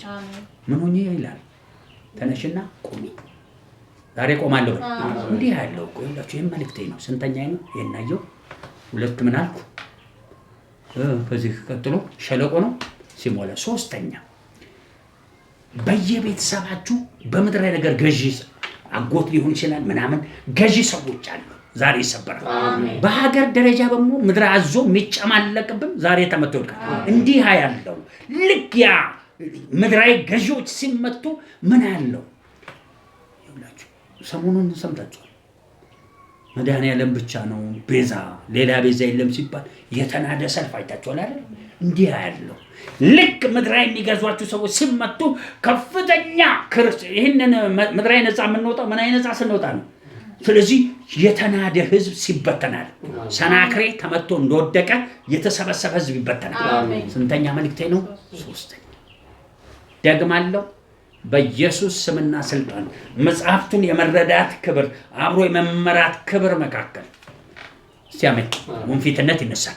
ሁለተኛ በራስ መቆም ይሄዳል። ሶስተኛ ሸለቆ ሲሞላ በምድራዊ ይገዟቸው በስውር ይገዟቸው የነበሩ ሰዎች ተመተው ይልቃል። እነኛ ይሄንን የሚያስፈጽም የሚከተል ምንድነው የመንፈሳዊ ተቃዋሚ ሰዎች ይበተናል። ከዛስ ቆመች። ራቁቷን ነበረች እንዴ ሲሆን ከምርኮ ወጣች፣ ትቢያዋን አራገፈች። ምን ለበሰች? ጌጠኛ ልብስ። ታዲያ እዚህ ችግሩ ሁሉንም ነው ማወቅ የሚፈልግ። አሁን ጌጠኛ ልብስ ለብሶ ጊዜ ያገለግላል ይሄ ነገር። እኔ ብዙ ቦታ ሄጄ አገልግያለሁ፣ በየገጠሩ ሄጃለሁ። ንክኪት የሚባል ትምህርት ናዝሬት ሄጄ አንድ አገልጋይ እዛ ጋር ቆሟል። በድህነት በምን ይዋቋል? እንዲሳል ዛር አብሮት ይደፍ ከዛ ይታቆርበታል መገልገል። አንተ ሰው ምን አይነት ዛር አለ? ከፍተኛ እኩል አብሮ የሚሮጥ ለዋለሁ። አባቴ ባለውቃቢ ነው እዛ ተራራው ላይ ደብረ ዘይት ነው ናዝሬት። በቃ እሱ መንፈስ ሌሊት እየመጣ ይዋጋኛል። አንዳንዱ ሴት ወንዶች ላይ ሴት ይመጣሉ ሌሊት ሊገናኟቸው። አንዳንዶች ሴቶቹን ወንድ ሊገለምን እዛኛው ዓለም ስፒሪቹዋል husband እና ዋይፍ ነፃ ያልወጣ ሰው ልክ አንድ ነገር ልትገለገል ሲል መጥቶ ይነቃል። በጠዋት የደከምክበት ሁሉ አመድ ይሆናል። ለምን? እነዚህ ነገሮች ከራእዩ ዓለም ላይ ተጠርገው መነሳት አለበት። ይህን ማወራላችሁ እዚህ ላይ ምን ይላል? ያልተገረዘ። ሁለተኛ ምን ያልሆነ ነስቶ ያልተቀደሰ በምንሽ አይገባም? በቅጥርሽ። ዛሬ ተጠርገው ሂዱ። አሜን። እንዲህ አለው። ምክንያቱም ልንገራችሁ፣ ብዙ ጊዜ እግዚአብሔር ይችላል የሚለውን ከማድረግ ይልቅ መጠበብ የሚያመጣው ችግር እንዴ። እኔ አሁን ከቤት በወጣ በረንዳ ላድር ነው እኮ እንዴ። ስለዚህ ከማን ጋር ብሬ እኖራለሁ? ካልተገረዘና ምን ካላለ እግዚአብሔር ካለየው ሕዝብ ጋር ተኖረ ተነካካለ። የማይቀርልህ እስኪ አንድ ጊዜ ላንሳ ብለዛም በጣም ጥሩ በተባለ የራሴ አባላቶች ጋብቻኛው ሲያደርጉና ልጅቷ በ3ኛ ወር አርግሳ ትልልቅ ደም እንትን ይላል ጀመር የረካ። ከዛ ካልመጣልኝ አሉኝና ሄድኩ። ከዛ እሷ አልጋው ላይ እንድትተኛ ተደርጎ ትልቅ እንትን ተነጠፈልንና ከባሏ ጋር ተኛው። ከዛ ልክ እየጸለይኩ ሳል እዛ ታላቅ መንፈስ ከዚህ ከጀርባ ያወጣ። ከዚህ በፊት ያን ሰው ኤሌክትሪክ ይዞት እንጂ መናፍሶች ሊገሉት እየሞከሯት ተነሳና ነው የጠፋው። ተነሳውን ቀጥቅጭቅ። ሁለተኛ ከልጁም ብቻ አይደለም፣ አሁን በእኔ ስልጣን ስላለኝ ነው ቀድሼ ከልጁ ላይ መንፈሱን ምን ብዬ፣ አንተ ግን ከርፈፍ በለ አቅም የለ ምን የለ መጥቶ ምን ላይ ተጠምጥሞ አንገት ላይ ከዛ ምንህን ይወስድልሃል። አረ መተንፈስ አልቻልኩም፣ ለማት ነው ቶንሲል ነው መሰለኝ። አረ ወዲህ ለምን ንክኪት አቅም። እኛ አይነቱ አንድን ነገር አባሩ ጳውሎስ እንደሚል ጣዖት ቤት ገብቶ ምን ይላል? እረኝነት ከፍ ሲል ጣዖት ቤት ገብቶ ጣዖቱን አባራ መብላት ይችላል። ግን አቅም የሌለው ከምን መጠበቅ አለበት? ከንክኪት። ስለዚህ ንጹህ ልብስ ለብሰ ንጹህ ካልሆኑ ህዝቦች ጋር መኖር አትችልም። እሷን ካበላሸ ትቢያው ላይ ትመለሳለህ አትመለስ? ቀንበር አይጫንም? የም ልብስ ከዛስ ቀጥሎ ያለው በሞ ችግር ነው። አልነካካም ትልና ስልጣንህ ላይ ሄደ ካልተቀመጥክ አይሰራም ነገር። ጌጠኛ ልብስሽን ልበሺ ምንሽ ላይ ዙፋንሽ ላይ። የዘመኑ ጴንጤ ዙፋን አይፈልግም። ምንድነው የሚፈልገው? እኔ በጌታ ትሁት ነኝ። ባዶ ማን ባዶ ያልሆናል? ያለማን ክብር የለንም። ኢየሱስ ባዶ የሆነልን እኛን ለክብር ሊያደርግ፣ እኛ ባዶ ሆነን እሱን አስገብተን። እሱ የት ነው የተቀመጠው? ዙፋን ላይ። ሺህ ጊዜ ባዶ ነኝ የምትል ዙፋን ላይ የተቀመጠውን እግዚአብሔር ይዘህ ባዶ ልትሆን አትችልም። የሀብታም ልጅ ምንድን ነው ምን አይፈልገው? አልወለደውም። ትራባለህ፣ የራስህ ጉዳይ ነው። የአባትን ሀብትን መጠቀም የማን ፋንታ ነው? ኢትዮጵያ ውስጥ ይሄ እኮ የድሮ የእኔ ቢጤ መንፈስ ነው። ብዙዎቻችን የመጣንበት ሃይማኖት የእኔ ቢጤ ነው። ስለዚህ ሄደ የእኔ ቢጤ ማን ነው ላንተ? ሰይጣን። ስለዚህ አመድ ላይ ትተኛለህ። ያለዛ ደግሞ ምኑ ይቅትን ይመስላል? ተቤት ነው። ያቺ ዙፋን ላይ አልቀመጥም። ከምርኮኝነት የሚያወጣን ጌታ አብሮ ነው። ተመሩ ዛሬ ምሽት ብቻ ልጅ ጭናል። ያለዛ እዚህ በኋላ እዚህ ላይ ዘይቱን አደረግላችሁ። ስትወጡ ዘይቱን ተቀቡና አውጡ። በኢየሱስም ከዚህ ምሽት ጀምሮ ዙፋናችሁ ይጸና። ከዚህ ምሽት ጀምሮ ንክኪታችሁ የማይረባ ሰው ከላያችሁ ላይ ይመታል። ሶስተኛ ያሁን ወንፊት ምናምን የራስ አቋም በሙሉ ተነስቶ ቀጥሉ። ጌጠኛ ልብሳችሁን ዳግም ምርኮ አትሆኑ። ምን አይጫንባችሁም። በምን እናውቀዋለን? ቅድም እንዳልኳችሁ ነገ ፕሮግራም አለን አይደል? መታየት መቻል አለበት። አትጠበቡ። የሚችል ጌታ ከኛ ጋር የመጨረሻ ማይላችሁ አይን ወደ ላይ አጽንቶ ቆሟል። ስለዚህ የአዲስ ኪዳን ተግባራዊ የክርስቶስ ሕይወት ዛሬ ምን ላይ ነን ሲባል ጽዮን ምን ላይ ነች? ቀንበር ተጭኖባት ምርኮ ላይ ሆና መሬት ተቀምጣ አመዷን ጠጥታ ኃይሏ ምን ሆኖ ደክሞ ካለችበት የሚያነሳት ጌታ ዛሬ እያለፈ እረኞችን ይመለከታል፣ ምዕመንን ይመለከታል። ሶስተኛ አሕዛብን አሕዛብ በውርደት ነው ያሉ ለዘላለም የሞተ ሕዝብ ኑሮ ተሳካለ። ጫካ ፕሮጀክት በሉት ብልጽግና በሉት ምንድን ነው የሚባለው? በሙ ኮሪደር ልማት በሉት ጦርነት አሸነፍን በሉት ሁሉም ጥቅም የለም። የዚህ ዓለም መልክ ምንድን ነው? ከኃላፊው ጋር ጉዳይ የለኝም በሉ። እንመከራለን በሉ። ከኃላፊ ነገር ማንም እንመከራለን። ጳውሎስ ምን አለ? የሮማው ገዢ ሄሮዶስና ባለሟሎቹ ቁጭ ብለው በጣም ሰበከ ጳውሎስ። አንተ እኔ ልትለውጠኝ ነው ያለው። ልትለውጠኝ ትፈልጋለህ እንዴ ያለው። በጥቂትም በብዙ ለማንም ምን እላለሁ አለው። ምክንያቱም ሰውየው ፈራ ሲሰማ የሰውዬ ልምምዱ ምኑ የሚያስፈራ። ስለዚህ እኔ ባለስልጣኑ ቁጭ ብዬ ምን ሊያደርገኝ ነው አለ። እኛ ባለስልጣን የምናውቀው ነገር የለም። የባለስልጣኖች ሁሉ ባለስልጣን ማን ነው? ስለዚህ ብልጽግና ቢሉን ምን ቢሉን እንነግራቸው ቁጭ አድርገን እስቲ እንምከራችሁ ቢሉን ቆይ እስቲ ረጋ በሉ እኛ እንመክራለን። ከምን ወተናል? ከምርኮ ወተናል በሉ። ቀንበር ተሰብሯል በሉ። ትቢያ ተነስቷል በሉ። ጌጠኛ ልብስ ለብሻለሁ በሉ። ያልተገረዘ ሰፈር የለውም በሉ። በዙፋኔ ላይ ተቀምጫለሁ በሉ። እንጸልያለን። እስቲ እንጸልይ። እናንተም እዚህ መጣ ተመሩ። ታዲያ ተመሩ። ከዚህ ምሽት ይናገራል። እንዲህ አየው እዚህ መብራት መጥቶ ተከሻችሁ ላይ ሲቀመጣል የሚመራ ኃይል የሚያደርግ ለውጥ ይሆናል። አሜን። አከከመት ፖቴንሻል ይባላል። ይሄ ልክ ብርሃን ተቀመጠ ማለት እዚህ ጋር ፖቴንሻል ነው። የአባታችን ፖቴንሻል እኛ ላይ አባታችን በሞ ኢየሱስ ነው። አሜን። ከዛ ሁለተኛ መብራቱ ልክ ሲበራ ስትወጡ መከትከሻ የያዙ ሰዎች እሺ በየታክሲው በየምናምኑ ሲጓጓቹ ተቃውሙ፣ መንፈሱን ተቃውሙ፣ አትንበርከኩለት። ዲያየው ከአንድ ሰው ላይ ሞት መንፈስ ይሄዳል። አሜን። ሄደ። ለውጥ ነው። የለውጥ ሰዓት ነው። አሜን። እናንተ ሰዎች የተግባራዊ ክርስትና የመጀመሪያው ትምህርታችን ዛሬ ነው።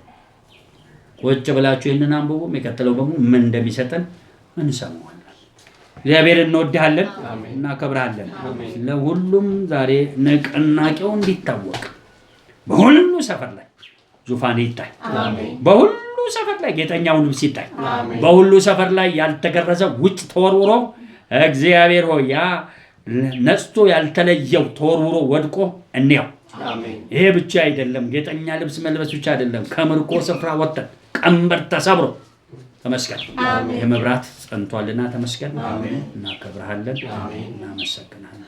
ሲጨብጡና ያዙ ተጦጦ እዚች ጋር ዘይት ላረግ ነው። ትንሽ ዘይት እሺ፣ ባልጭንም ዘይቷን እዚህ ጋር አረጋለሁ። እሺ፣ ተቀብታችሁ ውጡ። ለሁለት ነገር ተቀቡ።